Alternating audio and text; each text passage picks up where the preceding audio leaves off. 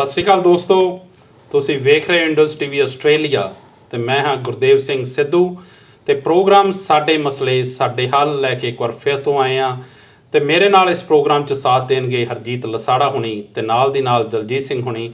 ਤੇ ਦੋਸਤੋ, ਜਿਵੇਂ ਕਿ ਤੁਸੀਂ ਜਾਣਦੇ ਹੋ ਕਿ ਅਸੀਂ ਇਸ ਪ੍ਰੋਗਰਾਮ ਦੇ ਵਿੱਚ ਪੰਜਾਬ ਦੇ ਸਿਆਸੀ ਮਸਲਿਆਂ ਤੇ ਦੇਸ਼ ਦੁਨੀਆ ਦੇ ਸਿਆਸੀ ਮਸਲਿਆਂ ਤੇ ਗੱਲਬਾਤ ਕਰਦੇ ਹਾਂ, ਵਿਚਾਰ ਚਰਚਾ ਕਰਦੇ ਹਾਂ। ਸੋ ਅੱਜ ਵੀ ਉਸੇ ਤਰ੍ਹਾਂ ਵਿਚਾਰ ਚਰਚਾ ਹੋਊਗੀ। ਆਓ ਪਹਿਲਾਂ ਉਹਨਾਂ ਦਾ ਸਵਾਗਤ ਕਰੀਏ, ਫਿਰ ਕਰਦੇ ਅਗਲੀ ਗੱਲਬਾਤ। ਦਲਜੀਤ ਜੀ ਤੇ ਲਸਾੜਾ ਸਾਹਿਬ, ਪਿਆਰ ਭਰੀ ਸਤਿ ਸ਼੍ਰੀ ਅਕਾਲ ਤੇ ਨਿੱਘਾ ਸਵਾਗਤ ਜੀ ਪ੍ਰੋਗਰਾਮ ਜੀ। ਸਤਿ ਸ਼੍ਰੀ ਅਕਾਲ। ਸਤਿ ਸ਼੍ਰੀ ਅਕਾਲ ਜੀ। ਸੋ ਦਲਜੀਤ ਜੀ, ਸ਼ੁਰੂਆਤ ਮੈਂ ਤੁਹਾਡੇ ਤੋਂ ਕਰੂੰਗਾ ਕਿਉਂਕਿ ਜਿਹੜਾ ਅੱਜ ਦਾ ਵਿਸ਼ਾ ਹੈ ਉਹ ਇੱਕ ਤਰ੍ਹਾਂ ਦਾ ਕਰੰਟ ਅਫੇਅਰ ਹੈ ਵੀ ਨਹੀਂ, ਪਰ ਕਰੰਟ ਅਫੇਅਰ ਵੀ ਆ। ਕਿਉਂਕਿ ਪੰਜਾਬ ਜਦੋਂ ਤੋਂ ਪੰਜਾਬ ਦੀ ਜੇ ਆਪਣੇ ਇਤਿਹਾਸ ਦੀ ਗੱਲ ਕਰੀਏ ਤਾਂ ਖਾਸ ਕਰਕੇ 1984 ਦੀ ਗੱਲ ਕਰੀਏ ਤਾਂ 1984 ਦੇ ਵਿੱਚ ਜਿਹੜਾ ਆਪਰੇਸ਼ਨ ਬਲੂ ਸਟਾਰ ਹੋਇਆ ਉਹ ਮੇਰੇ ਖਿਆਲ ਭਾਰਤ ਦੇ ਇਤਿਹਾਸ 'ਤੇ ਐਸਾ ਦਾਗ ਛੱਡ ਗਿਆ ਕਿ ਉਹ ਜਿਹੜਾ ਆ ਰਹਿੰਦੀ ਦੁਨੀਆ ਤੱਕ ਰਹਿਣਾ ਉਹਨੂੰ ਮਿਟਾਇਆ ਨਹੀਂ ਜਾ ਸਕਦਾ। ਅਤੇ ਉਹ ਜਦੋਂ ਜੂਨ 1984 ਦੀ ਗੱਲ ਚੱਲਦੀ ਹੈ, ਜਦੋਂ ਜੂਨ ਦੇ ਦੁਬਾਰਾ ਦਿਨ ਹੁੰਦੇ ਆ ਅਤੇ ਇੱਕ ਤਰ੍ਹਾਂ ਦੀ ਟੈਨਸ਼ਨ ਕ੍ਰੀਏਟ ਹੋ ਜਾਂਦੀ ਆ ਪੰਜਾਬ ਦੇ ਵਿੱਚ ਜਾਂ ਕਰ ਦਿੱਤੀ ਜਾਂਦੀ ਆ। ਅਸੀਂ ਪੰਜਾਬੀ ਨਾ ਰਹਿ ਕੇ ਕਿਤੇ ਨਾ ਕਿਤੇ ਜਿਹੜਾ ਉਹ ਪੰਜਾਬ ਦਾ ਤਬਕਾ ਆ ਹਿੰਦੂ ਤੇ ਸਿੱਖ ਦੇ ਵਿੱਚ ਵੰਡਿਆ ਦਿਸਦਾ ਆ। ਤੁਹਾਨੂੰ ਕੀ ਲੱਗਦਾ? ਆਪਾਂ ਸ਼ੁਰੂਆਤ ਉੱਤੋਂ ਕਰਦੇ ਹਾਂ ਜੀ। ਬਹੁਤ ਵਧੀਆ ਤੁਸੀਂ ਇਹ ਗੱਲ ਕਹੀ ਹੈ ਕਿ ਜਦੋਂ 1984 ਦਾ ਦੁਖਾਂਤ ਜਿਹੜਾ ਆ ਇਹ ਜੂਨ ਦਾ ਮਹੀਨਾ ਆਉਂਦਾ ਆ ਜਾਂ ਸਾਨੂੰ ਆਉਂਦਾ ਉਦੋਂ ਸਾਡੇ ਇਤਿਹਾਸ ਦੇ ਵਿੱਚ, ਚਾਹੇ ਉਹ ਸਿੱਖ ਆ ਚਾਹੇ ਹੋਰ ਵੀ ਕਮਿਊਨਿਟੀਜ਼ ਦੇ ਲੋਕ ਆ, ਬਿਲਕੁਲ, ਕਿਉਂਕਿ ਹਰਿਮੰਦਰ ਸਾਹਿਬ ਸਾਡੇ ਲਈ ਇੱਕ ਸ਼ਾਂਤੀ ਦਾ ਪ੍ਰਤੀਕ ਆ। ਇਹ ਦੁਨੀਆ ਨੂੰ ਸ਼ਾਂਤੀ ਵੰਡੀ ਆ, ਲੋਕਾਂ ਨੂੰ ਇੱਕ ਸ਼ਾਂਤੀ ਦਾ ਸੁਨੇਹਾ ਦਿੱਤਾ। ਪਰ ਜਦੋਂ ਅਟੈਕ ਹੋਇਆ ਆ, ਅਕਾਲ ਤਖਤ ਸਾਹਿਬ ਢਾਹ ਦਿੱਤਾ ਗਿਆ, ਉਸ ਤੋਂ ਬਾਅਦ ਸਾਡੇ ਮਨਾਂ ਦੇ ਵਿੱਚ ਇੱਕ ਟੀਸ ਜ਼ਰੂਰ ਉੱਠੀ ਆ। ਉਹਦੇ ਨਾਲ ਇੱਕ ਕਹਿ ਲਓ ਕਿ ਮਨ ਦੇ ਵਿੱਚ ਰੋਸ ਜ਼ਰੂਰ ਆ। 1984 ਤੋਂ ਬਾਅਦ ਉਹ ਐਡਾ ਜ਼ਿਆਦਾ ਪ੍ਰਭਾਵ ਸੀ ਕਿ ਸਾਨੂੰ ਉੱਥੇ ਤੱਕ ਆਉਂਦੇ 15-20 ਸਾਲ ਅੱਗੇ ਜਿਹੜਾ ਨਿਕਲ ਗਿਆ। ਬਹੁਤ ਕਾਲਾ ਦੌਰ ਜਿਹੜਾ ਆ ਪੰਜਾਬ ਨੇ ਹੰਢਾਇਆ, ਪੰਜਾਬੀਆਂ ਨੇ ਹੰਢਾਇਆ। ਪਰ ਜੂਨ ਦਾ ਉਹ ਜਿਹੜਾ ਮਹੀਨਾ ਆਉਂਦਾ ਆ ਉਹਨੂੰ ਯਾਦ ਕਰਨਾ ਜਿਹੜਾ ਆ ਉਹ ਘੱਟੋ ਘੱਟ ਹੈਗਾ, ਕਿਉਂਕਿ ਜਿਹੜਾ ਦੁਖਾਂਤ ਹੁੰਦਾ ਆ ਉਹ ਯਾਦ ਤਾਂ ਆਉਣਾ ਹੀ ਆ। ਪਰ ਜਿਸ ਤਰੀਕੇ ਦੇ ਨਾਲ ਪਹਿਲਾਂ ਹੀ ਪੈਰਾਮਿਲਟਰੀ ਲਾ ਦਿੱਤੀ ਜਾਂਦੀ ਆ ਜਾਂ ਉਹ ਕ੍ਰੀਏਟ, ਭਾਵੇਂ ਕਿ ਸਰਕਾਰਾਂ ਦਾ ਇਹ ਹੁੰਦਾ ਆ ਕਿ ਕੋਈ ਜਿਹੜੀ ਲਾਅ ਐਂਡ ਆਰਡਰ ਆ ਉਹਨੂੰ ਮੇਨਟੇਨ ਰੱਖਣ ਦੇ ਲਈ ਉਹ ਕੋਸ਼ਿਸ਼ਾਂ ਜਿਹੜੀਆਂ ਚੱਲਦੀਆਂ। ਪਰ ਦਲਜੀਤ ਜੀ, ਮਾਫ ਕਰਨਾ ਤੁਹਾਨੂੰ ਰੋਕ ਰਿਹਾ, ਜਿਸ ਤਰੀਕੇ ਨਾਲ ਤੁਸੀਂ ਕਿਹਾ ਕਿ ਇੱਕ ਇਹ ਲਾਅ ਐਂਡ ਫੋਰਸ ਨੂੰ ਧਿਆਨ 'ਚ ਰੱਖ ਕੇ ਕੀਤਾ ਜਾਂਦਾ, ਪਰ ਜਿਸ ਤਰੀਕੇ ਨਾਲ ਚੱਪੇ ਤੇ ਬਲਕਿ ਪੰਜਾਬ ਦੇ ਹਰ ਸ਼ਹਿਰ 'ਚ ਪੈਰਾਮਿਲਟਰੀ ਫੋਰਸਿਸ ਲਾ ਦਿੱਤੀਆਂ ਜਾਂਦੀਆਂ, ਤੁਹਾਨੂੰ ਲੱਗਦਾ ਕਿ ਪੰਜਾਬ ਦਾ ਜਿਹੜਾ ਲਾਅ ਆ ਉਹਨੂੰ ਇੰਨਾ ਜ਼ਿਆਦਾ ਖਤਰਾ ਪੈਦਾ ਹੋ ਜਾਂਦਾ ਇਹਨਾਂ ਦਿਨਾਂ 'ਚ ਕਿ ਉਹ ਇੱਕ ਜਾਂ ਪ੍ਰੋਜੈਕਸ਼ਨ ਕਰਨ ਦੀ ਕੋਸ਼ਿਸ਼ ਕੀਤੀ ਜਾਂਦੀ ਹੈ? ਹੁਣ ਜੇ ਪ੍ਰੋਜੈਕਸ਼ਨ ਦੀ ਆਪਾਂ ਗੱਲ ਕਰੀਏ, ਇੱਕ ਮੰਨ ਲਓ ਕਿ ਰੇਹੜੀ ਵਾਲਾ ਬੰਦਾ ਜਾਂ ਇੱਕ ਸਾਈਕਲ ਤੇ ਜਾਂ ਮੇਰੇ ਵਰਗਾ ਬੰਦਾ ਕੋਈ ਵੈਸੇ ਹੀ ਜਾ ਰਿਹਾ ਜਿਹਨੂੰ ਕੋਈ ਪਤਾ ਹੀ ਨਹੀਂ, ਜਦੋਂ ਉਹਨੇ ਮਿਲਟਰੀ ਦੇ ਵਿੱਚ ਦੇਖਣ ਆਇਆ ਜਾਂ ਕਿਸੇ ਵੀ ਜਾਂ ਪੁਲਿਸ ਵਾਲੇ ਇੰਨੀ ਜ਼ਿਆਦਾ ਵੱਡੀ ਗਿਣਤੀ ਦੇ ਵਿੱਚ ਹੋਣਾ, ਸਾਡੀ ਉੱਥੇ ਸਾਈਕੋਲੋਜੀ ਇੱਦਾਂ ਦੀ ਆ, ਸਾਡੇ ਮਨ ਦੇ ਵਿੱਚ ਇੱਕ ਡਰ ਪੈਦਾ ਹੋ ਜਾਣਾ। ਉਹਦੇ ਨਾਲ ਕੀ ਹੋਣਾ ਕਿ ਸਾਨੂੰ ਫਿਰ ਉਹ ਦੁਖਾਂਤ ਜਿਹੜਾ ਇੱਕ ਵਾਰੀ ਕਹਿੰਦੇ ਨੇ ਹੁੰਦੇ ਕਿ ਜਿਹੜਾ ਇੱਕ ਦੁਖਾਂਤ ਹੁੰਦਾ, ਇੱਕ ਤਾਂ ਉਹ ਵਾਪਰ ਗਿਆ ਹੁੰਦਾ, ਇੱਕ ਉਹਨੂੰ ਯਾਦ ਕਰਕੇ ਤੁਸੀਂ ਫਿਰ ਉਹਦੇ ਵਿੱਚ ਉਸ ਦੌਰ ਦੇ ਵਿੱਚ ਚਲੇ ਜਾਂਦੇ ਹੁੰਦੇ ਆ। ਜਦੋਂ ਉਹ ਤੁਸੀਂ ਮਿਲਟਰੀ ਦੇਖਦੇ ਆ, ਤੁਹਾਡੇ ਅੰਦਰ ਉਹ ਟੀਸ ਜਿਹੜੀ ਆ ਉਹ ਦੁਬਾਰਾ ਤੋਂ ਫਿਰ ਉੱਠਦੀ ਆ, ਭਾਵੇਂ ਕਿ ਹੋਰ ਵੀ ਤਾਂ ਦਿਨ ਹੁੰਦੇ ਹੀ ਆ। ਐਡਾ ਕੀ ਵੱਡਾ ਖਤਰਾ ਪੰਜਾਬ, ਬੜਾ ਲੱਗਦਾ ਕਿ ਸ਼ਾਂਤੀ ਪੂਰਵਕ ਲੋਕ ਜਿਹੜੇ ਆਪਸ ਵਿੱਚ ਰਹਿੰਦੇ ਆ, ਹਾਰਮਨੀ ਰਹਿੰਦੇ ਆ। ਜਦੋਂ ਵੀ ਕੋਈ ਇਦਾਂ ਦਾ ਵਰਤਾਰਾ, ਨੋ ਡਾਊਟ ਕਿ ਕੁਛ ਨਾ ਕੁਛ ਇਦਾਂ ਦੀਆਂ ਘਟਨਾਵਾਂ ਜਿਹੜੀਆਂ ਹੁੰਦੀਆਂ ਤੇ ਉਹਦਾ ਮਤਲਬ ਆਪਾਂ ਇਹ ਨਹੀਂ ਕਹਿ ਸਕਦੇ ਕਿ ਐਡੀ ਵੱਡੀ ਤਰੀਕੇ ਦੇ ਨਾਲ ਫੋਰਸ ਜਿਹੜੀ ਆ ਉਹ ਲਗਾ ਦਿੱਤੀ ਜਾਵੇ, ਚਾਹੇ ਕਿ ਸਰਕਾਰਾਂ ਦੇ ਕੋਲੇ ਮੰਨਣ ਦਾ ਹੁੰਦਾ ਵੀ ਇਹ ਲਾਅ ਜਿਹੜਾ ਅਸੀਂ ਮੇਨਟੇਨ ਕਰਕੇ ਰੱਖਣਾ ਆ। ਪਰ ਆਮ ਬੰਦਿਆਂ ਦੇ ਅੰਦਰ ਜਿਹੜਾ ਆ ਉਹ ਇੱਕ ਰੋਸ ਜਾਂ ਇੱਕ ਜਜ਼ਬਾ ਜਿਹੜਾ ਆ ਉਹ ਪੁਰਾਣਾ ਫਿਰ ਇੱਕ ਵਾਪਸ ਜਿਹੜਾ ਪਰਤਣ ਦੀ ਹੋ ਜਾਂਦਾ। ਜੀ ਬਿਲਕੁਲ ਦਲਜੀਤ ਜੀ, ਰੌਲਾ ਇਹ ਹੈ ਨਾ ਕਿ ਉਹ ਯਾਦ ਤਾਂ ਆਉਂਦਾ ਕਿਉਂਕਿ ਜਿਹੜੇ ਉਹ ਜ਼ਖਮ ਹੈ ਉਹ ਅਜੇ ਤੱਕ ਅੱਲੇ ਆ, ਉਹਨਾਂ ਤੇ ਜਿਹੜੀ ਮਲਮ ਲਾਉਣ ਦੀ, ਚਾਹੇ ਆਪਾਂ ਜੂਨ 1984 ਦੀ ਗੱਲ ਕਰੀਏ, ਚਾਹੇ ਨਵੰਬਰ 1984 'ਚ ਜੋ ਕੁਛ ਵੀ ਦਿੱਲੀ ਦੇ ਵਿੱਚ ਵਾਪਰਿਆ, ਉਹਦੇ ਜਿਹੜਾ ਇਨਸਾਫ ਲੈਣ ਲਈ ਬੰਦੇ ਜਿਹੜੇ ਮੇਰੇ ਖਿਆਲ ਬਹੁਤ ਸਾਰੇ ਜਹਾਨੋਂ ਤੁਰ ਗਏ, ਪਰ ਉਹਨਾਂ ਨੂੰ ਇਨਸਾਫ ਨਹੀਂ ਮਿਲਿਆ। ਲਸਾੜਾ ਸਾਹਿਬ, ਜੇ ਮੈਂ ਤੁਹਾਡੇ ਕੋਲ ਆਵਾਂ ਤਾਂ ਜਿਸ ਤਰੀਕੇ ਨਾਲ ਆਪਾਂ ਇਹਦੇ ਵਿੱਚ ਨੈਸ਼ਨਲ ਮੀਡੀਆ ਦੀ ਵੀ ਗੱਲ ਕਰੀਏ ਤਾਂ ਜਿਵੇਂ ਪਿੱਛੇ ਜੇ ਇੱਕ ਅੰਮ੍ਰਿਤਪਾਲ ਹੁਣਾਂ ਦੀ ਗੱਲਬਾਤ ਹੋਈ ਸੀ ਤਾਂ ਜਿਸ ਤਰੀਕੇ ਨਾਲ ਉਦੋਂ ਪੰਜਾਬ ਨੂੰ ਪ੍ਰੋਜੈਕਟ ਕੀਤਾ ਗਿਆ ਕਿ ਪੰਜਾਬ ਦੇ ਵਿੱਚ ਮਾਹੌਲ ਪਤਾ ਨਹੀਂ ਕਿੰਨਾ ਕੁ ਖਰਾਬ ਕੀਤਾ ਗਿਆ। ਤੁਸੀਂ ਉਹਨਾਂ ਦੀਆਂ ਖਬਰਾਂ ਯਾਦ ਹੋਣੀਆਂ ਤੁਹਾਨੂੰ ਨੈਸ਼ਨਲ ਮੀਡੀਆ ਦੀਆਂ ਕਿ ਕਿਸ ਤਰੀਕੇ ਨਾਲ ਪੰਜਾਬ ਦੇ ਵਿੱਚ ਐਂ ਦਿਖਾਇਆ ਜਾਂਦੇ ਸੀ ਕਿ ਜਿਵੇਂ ਪਤਾ ਨਹੀਂ ਜੰਗਲ ਰਾਜ ਆ। ਉਹੀ ਕੁਛ ਜਿਹੜਾ ਜੂਨ 1984 ਨੂੰ ਜਿਹੜੇ ਉਹ ਦੁਬਾਰਾ ਦਿਨ ਹੁੰਦੇ ਆ, ਜੂਨ ਦਾ ਮਹੀਨਾ ਖਾਸ ਕਰਕੇ, ਉਹ ਇੱਕ ਤਰੀਕੇ ਨਾਲ ਪ੍ਰੋਜੈਕਟ ਕਰਨਾ, ਤੁਹਾਨੂੰ ਕਿੱਦਾਂ ਦਾ ਲੱਗਦਾ ਕਿ ਇਹਦੇ ਪਿੱਛੇ ਕਾਰਨ ਕੀ ਆ? ਦੇਵ ਜੀ, ਕਾਰਨਾਂ ਦੇ ਉੱਪਰ ਜਾਵਾਂਗੇ ਤਾਂ ਬਹੁਤ ਵੱਡੀ ਲਿਸਟ ਵੀ ਬਣ ਸਕਦੀ ਹੈ, ਕਿਉਂਕਿ ਸਾਨੂੰ ਕਾਫੀ ਕੁਝ ਖੰਗਾਲਣਾ ਪੈਣਾ ਆ। ਵਿਸ਼ਾ ਤੁਸੀਂ ਅੱਜ ਜਿਸ ਤੋਂ ਸ਼ੁਰੂਆਤ ਕੀਤੀ ਸੀ ਆਪਾਂ ਉੱਥੇ ਤੱਕ ਪਹੁੰਚਣ ਲਈ ਨਾ ਮੈਂ ਇਹਦੇ ਵਿੱਚ ਥੋੜੇ ਸ਼ਬਦ ਪਾਉਣਾ ਚੱਲਦਾ। ਜੀ, ਬਿਲਕੁਲ। ਦਲਜੀਤ ਜੀ ਨੇ ਕਾਫੀ ਬਰੀਕੀ ਦੇ ਨਾਲ ਦੱਸਣ ਦੀ ਕੋਸ਼ਿਸ਼ ਕੀਤੀ ਆ।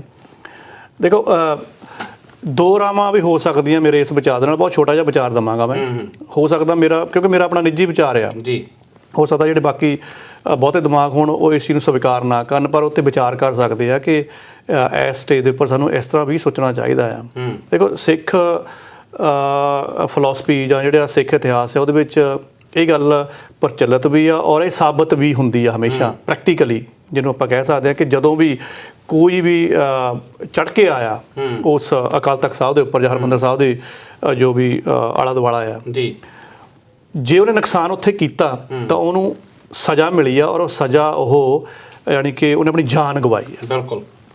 ਹੁਣ ਇਤਿਹਾਸ ਵੀ ਇਹੀ ਕਹਿੰਦਾ, ਤੇ ਆਪਣੇ ਮਰਹੂਮ ਜਿਹੜੀ ਇੰਦਰਾ ਗਾਂਧੀ ਪ੍ਰਾਈਮ ਮਿਨਿਸਟਰ ਸੀਗੇ ਉਹਨਾਂ ਤੱਕ ਵੀ ਇਹ ਲਾਗੂ ਹੁੰਦੀ ਹੈ। ਬਿਲਕੁਲ।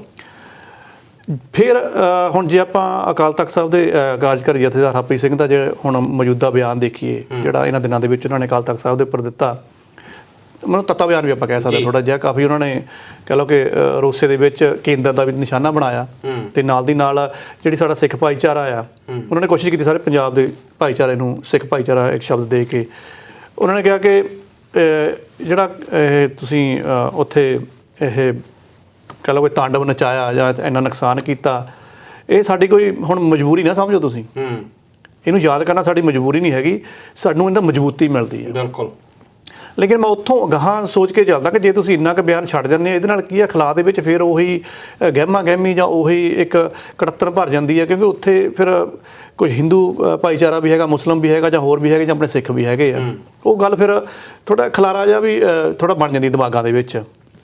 ਜੇ ਆਪਾਂ ਇਹਨੂੰ ਇਸ ਤਰ੍ਹਾਂ ਮੰਨ ਕੇ ਚੱਲੀਏ, ਮੇਰਾ ਆਪਣਾ ਨਿੱਜੀ ਵਿਚਾਰ ਆ ਕਿ ਦੇਖੋ ਜਦ ਸਾਨੂੰ ਪਤਾ ਕਿ ਸਾਡੇ ਸਿੱਖ ਇਤਿਹਾਸ ਦੀ ਇਹ ਕਹਿ ਲਓ ਕਿ ਪੱਥਰ ਤੇ ਲਕੀਰ ਵਾਲੀ ਗੱਲ ਆ ਕਿ ਜਿਹਨੇ ਉੱਥੇ ਖਰਾਬੀ ਕੀਤੀ ਆ ਉਹਨੂੰ ਮੌਤ ਦੇ ਘਾਟ ਉਤਰਨਾ ਹੀ ਉਤਰਨਾ ਆ, ਆਪਾਂ ਮੰਨ ਕੇ ਚੱਲਦੇ ਹਾਂ। ਬਿਲਕੁਲ। ਤੇ ਜੇ ਉੱਥੇ ਖਰਾਬੀ ਇੰਦਰਾ ਗਾਂਧੀ ਦੇ ਸਮੇਂ ਦੇ ਵਿੱਚ ਹੋਈ ਆ, ਉਹਨਾਂ ਦੇ ਵਿਚਾਰਾਂ ਦੇ ਵਿੱਚ ਹੋਈ ਆ, ਉਹਨਾਂ ਨੂੰ ਵੀ ਮਾਰ ਦਿੱਤਾ ਗਿਆ, ਫਿਰ ਆਪਾਂ ਕਿਉਂ ਨਹੀਂ ਇਸ ਦਿਨਾਂ ਦੇ ਵਿੱਚ ਕਹਿੰਦੇ, ਮੈਂ ਨਹੀਂ ਕਹਿੰਦਾ ਇਹਨਾਂ ਨੂੰ ਚੇਤੇ ਨਾ ਕਰੋ, ਚੇਤੇ ਕਰੋ, ਲੇਕਿਨ ਉਸ ਚੇਤੇ ਕਰਨ ਦੇ ਵਿੱਚ ਆਪਾਂ ਕਦੀ ਵੀ ਇਹ ਨਹੀਂ ਕਹਿੰਦੇ ਕਿ ਸਾਡਾ ਵੀ ਬਦਲਾ ਪੂਰਾ ਹੋ ਗਿਆ ਸੀਗਾ। ਸਾਡੀ ਜੋ ਸਿੱਖ ਵਿਰਾਸਤ ਹੈ ਜਾਂ ਸਾਡੀ ਜੋ ਹੋਂਦ ਹੈ, ਜਿੱਦਾਂ ਅਸੀਂ ਕਹਿੰਦੇ ਆ ਨਾ ਵੀ ਉਹ ਫਿਰ ਜਾਨ ਗਵਾ ਕੇ ਜਾਏਗਾ, ਅਸੀਂ ਕਦੀ ਨਹੀਂ ਇਹ ਚੀਜ਼ ਮੰਨ ਕੇ ਚੱਲਦੇ, ਅਸੀਂ ਕਦੀ ਨਹੀਂ ਇਹ ਕਬੂਲ ਕਰਦੇ, ਜਾਂ ਕਦੀ ਆਪਣੇ ਮੂੰਹ ਦੇ ਨਾਲ ਨਹੀਂ ਬੋਲਦੇ ਹੈਗੇ ਕਿ ਬਦਲਾ ਸਾਡਾ ਬੁਰਾ ਹੋ ਗਿਆ ਸੀ, ਉਹ ਚਲੋ ਜ਼ਖਮ ਸਾਡੇ ਬੱਲੇ ਹੈ। ਪਰ ਲਸਾੜਾ ਸਾਹਿਬ ਬਦਲਾ ਪੂਰਾ ਹੋ ਗਿਆ, ਪਰ ਬਦਲੇ ਤੋਂ ਬਾਅਦ ਵੀ ਜੋ ਕੁਝ ਜਿਹੜਾ ਇੱਕ ਜਿਹੜਾ ਹਵਾਨੀਅਤ ਦਾ ਜਿਹੜਾ ਨੰਗਾ ਨਾਚ 4-5 ਦਿਨ ਤੱਕ ਦਿੱਲੀ ਦੀਆਂ ਸੜਕਾਂ ਤੇ ਕੀਤਾ ਗਿਆ, ਉਹਦਾ ਵੀ ਇਨਸਾਫ ਨਹੀਂ ਅਜੇ ਤੱਕ ਮਿਲਿਆ। ਜੀ ਬਿਲਕੁਲ, ਉਹ ਵਿਸ਼ੇ ਗੰਭੀਰ ਨੇ, ਕਿਉਂਕਿ ਉਹਦੇ ਵਿੱਚ ਕਈ ਰਾਵਾਂ ਆਉਂਦੀਆਂ, ਤੇ ਹੁਣ ਇੱਕ ਬੁੱਕ ਵੀ ਆਈ ਆ, ਜਿਹੜੇ ਸਾਡੇ ਪਾਠਕ ਨੇ ਉਹਨਾਂ ਨੂੰ ਪੰਜਾਬ ਦੇ ਵਿੱਚ ਉਹ ਬੁੱਕ ਮਿਲੇਗੀ, ਮੇਰੇ ਖਿਆਲ ਅੰਗਰੇਜ਼ੀ ਦੇ ਵਿੱਚ ਵੀ ਮਿਲੇਗੀ ਤੇ ਪੰਜਾਬੀ ਦੇ ਵਿੱਚ ਵੀ ਮਿਲੇਗੀ। ਉਹੀ ਇਸ ਘੱਲੂਘਾਰੇ ਦੇ ਉੱਪਰ ਇੱਕ ਨਵੀਂ ਕਹਿ ਲਓ ਕਿ ਸਰਚ ਆ, ਉਹਦੇ ਵਿੱਚ ਵੀ ਇਹੀ ਗੱਲਾਂ ਕੀਤੀਆਂ ਗਈਆਂ ਆ। ਬਿਲਕੁਲ। ਤੁਸੀਂ ਮੇਰੇ ਖਿਆਲ ਜਿਹੜੇ ਵਿਨਾਇਕ ਦੱਤ ਹੁਣਾਂ ਦੀ ਬੁੱਕ ਦੀ ਗੱਲ ਕਰ ਰਹੇ ਹੋ ਕਿ ਬਗਾਨੇ ਨੇ ਪੰਜਾਬ ਦੇ ਹਿੰਦੂ। ਵਿਨਾਇਕ ਦੱਤ ਦੀ ਬੁੱਕ ਅਲੱਗ ਆ, ਉਹਦੇ ਵਿੱਚ ਉਹਨਾਂ ਨੇ ਕੋਸ਼ਿਸ਼ ਕੀਤੀ ਆ, ਸਰਲੇਖ ਬਣਾਇਆ ਨਾ ਬਗਾਨੇ ਨੇ ਪੰਜਾਬ ਦੇ ਹਿੰਦੂ, ਉਹਦੇ ਵਿੱਚ ਉਹਨਾਂ ਨੇ ਕੋਸ਼ਿਸ਼ ਕੀਤੀ ਆ ਕਿ ਸਾਡਾ ਹਿੰਦੂ ਜਿਹੜਾ ਤਬਕਾ ਜਾਂ ਭਾਈਚਾਰਾ ਆ, ਉਹ ਜਦੋਂ ਪੰਜਾਬ ਦੀ ਕੋਈ ਸਾਂਝੀ ਗੱਲਬਾਤ ਹੁੰਦੀ ਹੈ ਜਾਂ ਮੁੱਦਿਆਂ ਦੀ ਗੱਲ ਹੁੰਦੀ ਹੈ, ਇਹ ਆਪਣੇ ਨੂੰ ਥੋੜਾ ਪਿੱਛੇ ਖਿੱਚ ਲੈਂਦੇ, ਹਾਈਲਾਈਟ ਕਰ ਲੈਂਦੇ ਆ। ਬਿਲਕੁਲ। ਇਸ ਗੱਲ ਨੂੰ ਮੇਰਾ 1984 ਤੋਂ ਪਹਿਲਾਂ ਤਾਂ ਦਿਨ ਉਹ ਚੱਲ ਰਹੇ ਆਪਣਾ ਯਾਦ ਕਰਨਾ ਬਣਦਾ, ਤੇ ਇਸ ਗੱਲ ਨਾਲ ਹੀ ਉਹ ਗੱਲ ਜੁੜਦੀ ਹੈ ਕਿ ਜਦੋਂ 1984 ਵੀ ਵਾਪਰਿਆ ਤਾਂ ਕਿਤੇ ਨਾ ਕਿਤੇ ਉਹ ਟੈਨਸ਼ਨ ਜਾਂ ਉਹ ਵਖਰੇਵਾਂ ਹਿੰਦੂ ਤੇ ਸਿੱਖ ਭਾਈਚਾਰੇ 'ਚ ਉਸ ਵੇਲੇ ਵੀ ਵੇਖਿਆ ਗਿਆ। ਤੇ ਹੁਣ ਜਿਹੜੀ ਆ ਬੁੱਕ ਦੀ ਗੱਲ ਕੀਤੀ ਜਾਂਦੀ ਆ, ਦਲਜੀਤ ਜੀ ਜੇ ਮੈਂ ਤੁਹਾਡੇ ਕੋਲ ਵਾਪਸ ਆਵਾਂ ਤਾਂ ਜਿਹੜੇ ਵਿਨਾਇਕ ਦੱਤ ਹੁਣਾਂ ਨੇ ਬੁੱਕ ਲਿਖੀ ਆ ਕਿ ਬੇਗਾਨੇ ਨੇ ਪੰਜਾਬ ਦੇ ਹਿੰਦੂ, ਇਹ ਬਹੁਤ ਚਰਚਾ ਦੇ ਵਿੱਚ, ਕਿਉਂਕਿ ਸਮੇਂ-ਸਮੇਂ ਤੇ ਇਹ ਗੱਲ ਉੱਠਦੀ ਰਹੀ ਹੈ ਕਿ ਜਦੋਂ ਵੀ ਪੰਜਾਬ ਦੇ ਹੱਕਾਂ ਦੀ ਗੱਲ ਚੱਲਦੀ ਆ, ਚਾਹੇ ਪੰਜਾਬ ਦੀਆਂ ਪਾਣੀਆਂ ਦੀ ਗੱਲ ਹੋਵੇ ਜਾਂ ਪੰਜਾਬ ਲਈ ਚੰਡੀਗੜ੍ਹ ਦੀ ਮੰਗ ਹੋਵੇ ਜਾਂ ਹੋਰ ਵੀ ਕੋਈ ਵੀ ਗੱਲਬਾਤ ਹੋਵੇ, ਤਾਂ ਉਹ ਜਿਹੜੀਆਂ ਹੱਕਾਂ ਦੀ ਗੱਲ ਆ ਉੱਤੇ ਹਿੰਦੂ ਕਿਤੇ ਨਾ ਕਿਤੇ ਜਿਹੜਾ ਹਿੰਦੂ ਭਾਈਚਾਰਾ ਪੰਜਾਬ ਦਾ ਉਹ ਚੁੱਪ ਵੱਟ ਜਾਂਦਾ ਜਾਂ ਪਾਸਾ ਵੱਟ ਜਾਂਦਾ ਆ। ਤੁਹਾਨੂੰ ਕੀ ਲੱਗਦਾ ਹੈ? ਇਹ ਗੱਲ ਤੁਹਾਡੀ ਸਹੀ ਹੈ ਕਿ ਪਹਿਲਾਂ ਤਾਂ ਇਹ ਆਪਾਂ ਨੂੰ ਦੇਖਣਾ ਪੈਣਾ ਕਿ ਇਤਿਹਾਸਕ ਜਿਹੜੇ ਫੈਕਟ ਆ, ਯਾਨੀ 1947 ਦੀ ਜੇ ਆਪਾਂ ਗੱਲ ਕਰੀਏ, ਉਸ ਵੇਲੇ ਜਿਹੜਾ ਪਾਰਟੀਸ਼ਨ ਹੋਈ ਆ ਉਹਦੇ ਵਿੱਚ ਇਹ ਜਿਹੜਾ ਖਿੱਤਾ ਸੀ, ਚਾਹੇ ਪੰਜਾਬ ਬਹੁਤ ਵੱਡਾ ਸੀ, ਹਿਮਾਚਲ ਹੀ ਵਿੱਚ ਰੱਖ ਲਓ ਤੇ ਹਰਿਆਣਾ ਵੀ ਉਦੋਂ ਵਿੱਚ ਹੀ ਸੀ ਜੀ, ਪਰ ਖਾਸ ਤੌਰ ਦੇ ਉੱਤੇ ਜਿਹੜੇ ਬਾਰਡਰ ਏਰੀਆ ਜਿਹੜਾ ਮੌਜੂਦਾ ਪੰਜਾਬ ਆ, ਇਹਨੇ ਬਹੁਤ ਜ਼ਿਆਦਾ ਹੰਢਾਇਆ। ਉਸ ਤੋਂ ਬਾਅਦ ਉਹਦੇ ਵਿੱਚ ਇਹ ਨਹੀਂ ਦੇਖਿਆ ਗਿਆ ਸਿੱਖ ਤੇ ਹਿੰਦੂ ਦੋਨਾਂ ਨੂੰ ਹੀ ਟਾਰਗੇਟ ਜਿਹੜਾ ਕੀਤਾ ਗਿਆ। ਉਸ ਤੋਂ ਬਾਅਦ ਇਹਦਾ ਮਤਲਬ ਕੀ ਸੀ, ਉਹਨਾਂ ਨੇ ਇਹਨਾਂ ਨੂੰ ਇੱਕ ਸਮਝਿਆ। ਪੰਜਾਬ ਦੇ ਵਿੱਚ ਹਿੰਦੂ ਤੇ ਸਿੱਖ ਰਹਿੰਦੇ ਵੀ ਇਕੱਠੇ ਰਹੇ ਆ। ਜੇ ਅਸੀਂ ਬਾਅਦ ਦੇ ਵਿੱਚ ਵੀ ਹੁਣ ਵੀ ਦੇਖੀਏ ਕਿ ਹਿੰਦੂ ਜਿਹੜੇ ਲੋਕ ਨੇ, ਬਹੁਤ ਸਾਰੇ ਲੋਕ ਇਦਾਂ ਦੇ ਹੈਗੇ ਆ ਜਿਹੜੇ ਕਿ ਅਜੇ ਵੀ ਸਿੱਖੀਜ਼ਮ ਦੇ ਵਿੱਚ ਬਲੀਵ ਰੱਖਦੇ ਆ, ਹੈਨਾ, ਤੁਸੀਂ ਦੇਖ ਸਕਦੇ ਆ। ਪਰ ਉਹ ਜਿਹੜੀ ਭਾਵਨਾ ਆ, ਸ਼ਾਇਦ ਇਹ ਇੱਕ ਰਾਜਨੀਤਿਕ ਤੌਰ ਦੇ ਉੱਤੇ ਇਦਾਂ ਦੀ ਇੱਕ ਚੀਜ਼ ਜਿਹੜੀ ਫੈਲਾ ਦਿੱਤੀ ਜਾਂਦੀ ਆ ਕਿ ਉਹਨਾਂ ਦੇ ਵਿੱਚ ਇਦਾਂ ਦਾ ਰੱਖਿਆ ਜਾਵੇ ਕਿ ਉਹਨਾਂ ਨੂੰ ਵੱਖਰਾ ਕਰਿਆ ਕੀਤਾ ਜਾਵੇ, ਚਾਹੇ ਉਹਨੂੰ ਇੱਕ ਮੂਵਮੈਂਟ ਕਹਿ ਦਿੱਤਾ ਜਾਵੇ ਕਿ ਖਾਲਿਸਤਾਨ ਦੀ ਮੂਵਮੈਂਟ ਜਿਹੜੀ ਚਲਾਉਣੀ ਆ, ਉਹਨਾਂ ਦੇ ਅੰਦਰ ਹਊਆ ਜਿਹੜਾ ਆ ਉਹ ਪੈਦਾ ਕਰ ਦਿੱਤਾ ਜਾਂਦਾ। ਹੁਣ ਆਪਾਂ ਰਾਜੀਵ ਲੌਂਗੋਵਾਲ ਸਮਝੌਤੇ ਦੀ ਗੱਲ ਕਰ ਲਈਏ, ਜਿਹਦੇ ਵਿੱਚ ਕਿ ਉਹ ਮੰਨੇ ਹੋਏ ਆ ਸੈਂਟਰ ਸਰਕਾਰ ਕਿ ਅਸੀਂ ਚੰਡੀਗੜ੍ਹ ਪੰਜਾਬ ਨੂੰ ਦੇਣਾ, ਜਿਹੜਾ ਦਰਿਆਵਾਂ ਦੇ ਜਿਹੜੇ ਮੁੱਦੇ ਆ ਉਹ ਵੀ ਅਸੀਂ ਹੱਲ ਜਿਹੜੇ ਕਰਨੇ ਆ। ਪਰ ਜਦੋਂ ਖਾਲਿਸਤਾਨ ਦਾ, ਜੇ ਆਪਾਂ ਗੱਲ ਨਾ ਕਰੀਏ, ਆਪਾਂ ਆਨੰਦਪੁਰ ਸਾਹਿਬ ਦਾ ਮਤੇ ਦੀ ਗੱਲ ਕਰ ਲਈਏ, ਆਨੰਦਪੁਰ ਸਾਹਿਬ ਦਾ ਮਤਾ ਤਾਂ ਪੰਜਾਬ ਦੇ ਹਿੱਤਾਂ ਦੇ ਲਈ ਆ। ਜਦੋਂ ਅਸੀਂ ਬੰਗਾਲ ਦੀ ਗੱਲ ਕਰਦੇ ਆ, ਬੰਗਾਲ ਦੇ ਹਿੰਦੂ ਜਿਹੜੇ ਆ ਉਹ ਸਟੇਟ ਦੇ ਲਈ ਖੜਦੇ ਆ ਧਰਮ ਤੋਂ ਪਹਿਲਾਂ, ਉਹ ਬੰਗਾਲ ਦੀ ਗੱਲ ਕਰਦੇ ਆ। ਤੁਸੀਂ ਬੰਗਲਾਦੇਸ਼ ਦੀ ਗੱਲ ਕਰ ਲਓ, ਬੰਗਲਾਦੇਸ਼ ਜਿਹੜਾ ਆ ਪਹਿਲਾਂ ਪੂਰਬੀ ਪੰਜਾਬ ਸੀ, ਪਾਕਿਸਤਾਨ ਸੀ, ਇੱਕ ਪਾਕਿਸਤਾਨ ਉਧਰ ਸੀ। ਜਦੋਂ ਉਹਨਾਂ ਨੇ ਕਿਹਾ ਵੀ ਇੱਥੇ ਵੀ ਉਰਦੂ ਲਾਗੂ ਹੋਣੀ ਆ, ਰੌਲਾ ਹੋਰ ਤਾਂ ਕੁਝ ਨਹੀਂ ਸੀ, ਉਹ ਵੀ ਮੁਸਲਮਾਨ ਸੀ।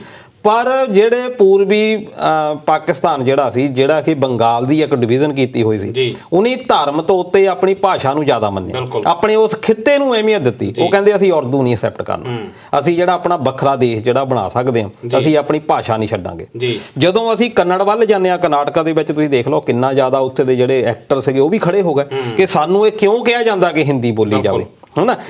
ਉਹ ਜਿਹੜਾ ਕਾਰਨ ਕਿ ਉਹ ਹੈਗੇ ਹਿੰਦੂ ਹੀ ਆ, ਮੈਜੋਰਟੀ ਸਟੇਟ ਜਿੰਨੇ ਵੀ ਆ, ਪਰ ਜਦੋਂ ਸਟੇਟ ਦੀ ਗੱਲ ਆਉਂਦੀ ਆ ਉੱਥੇ ਅਸੀਂ ਸਾਰੇ ਇੱਕ ਹੋ ਜਾਂਦੇ ਆ।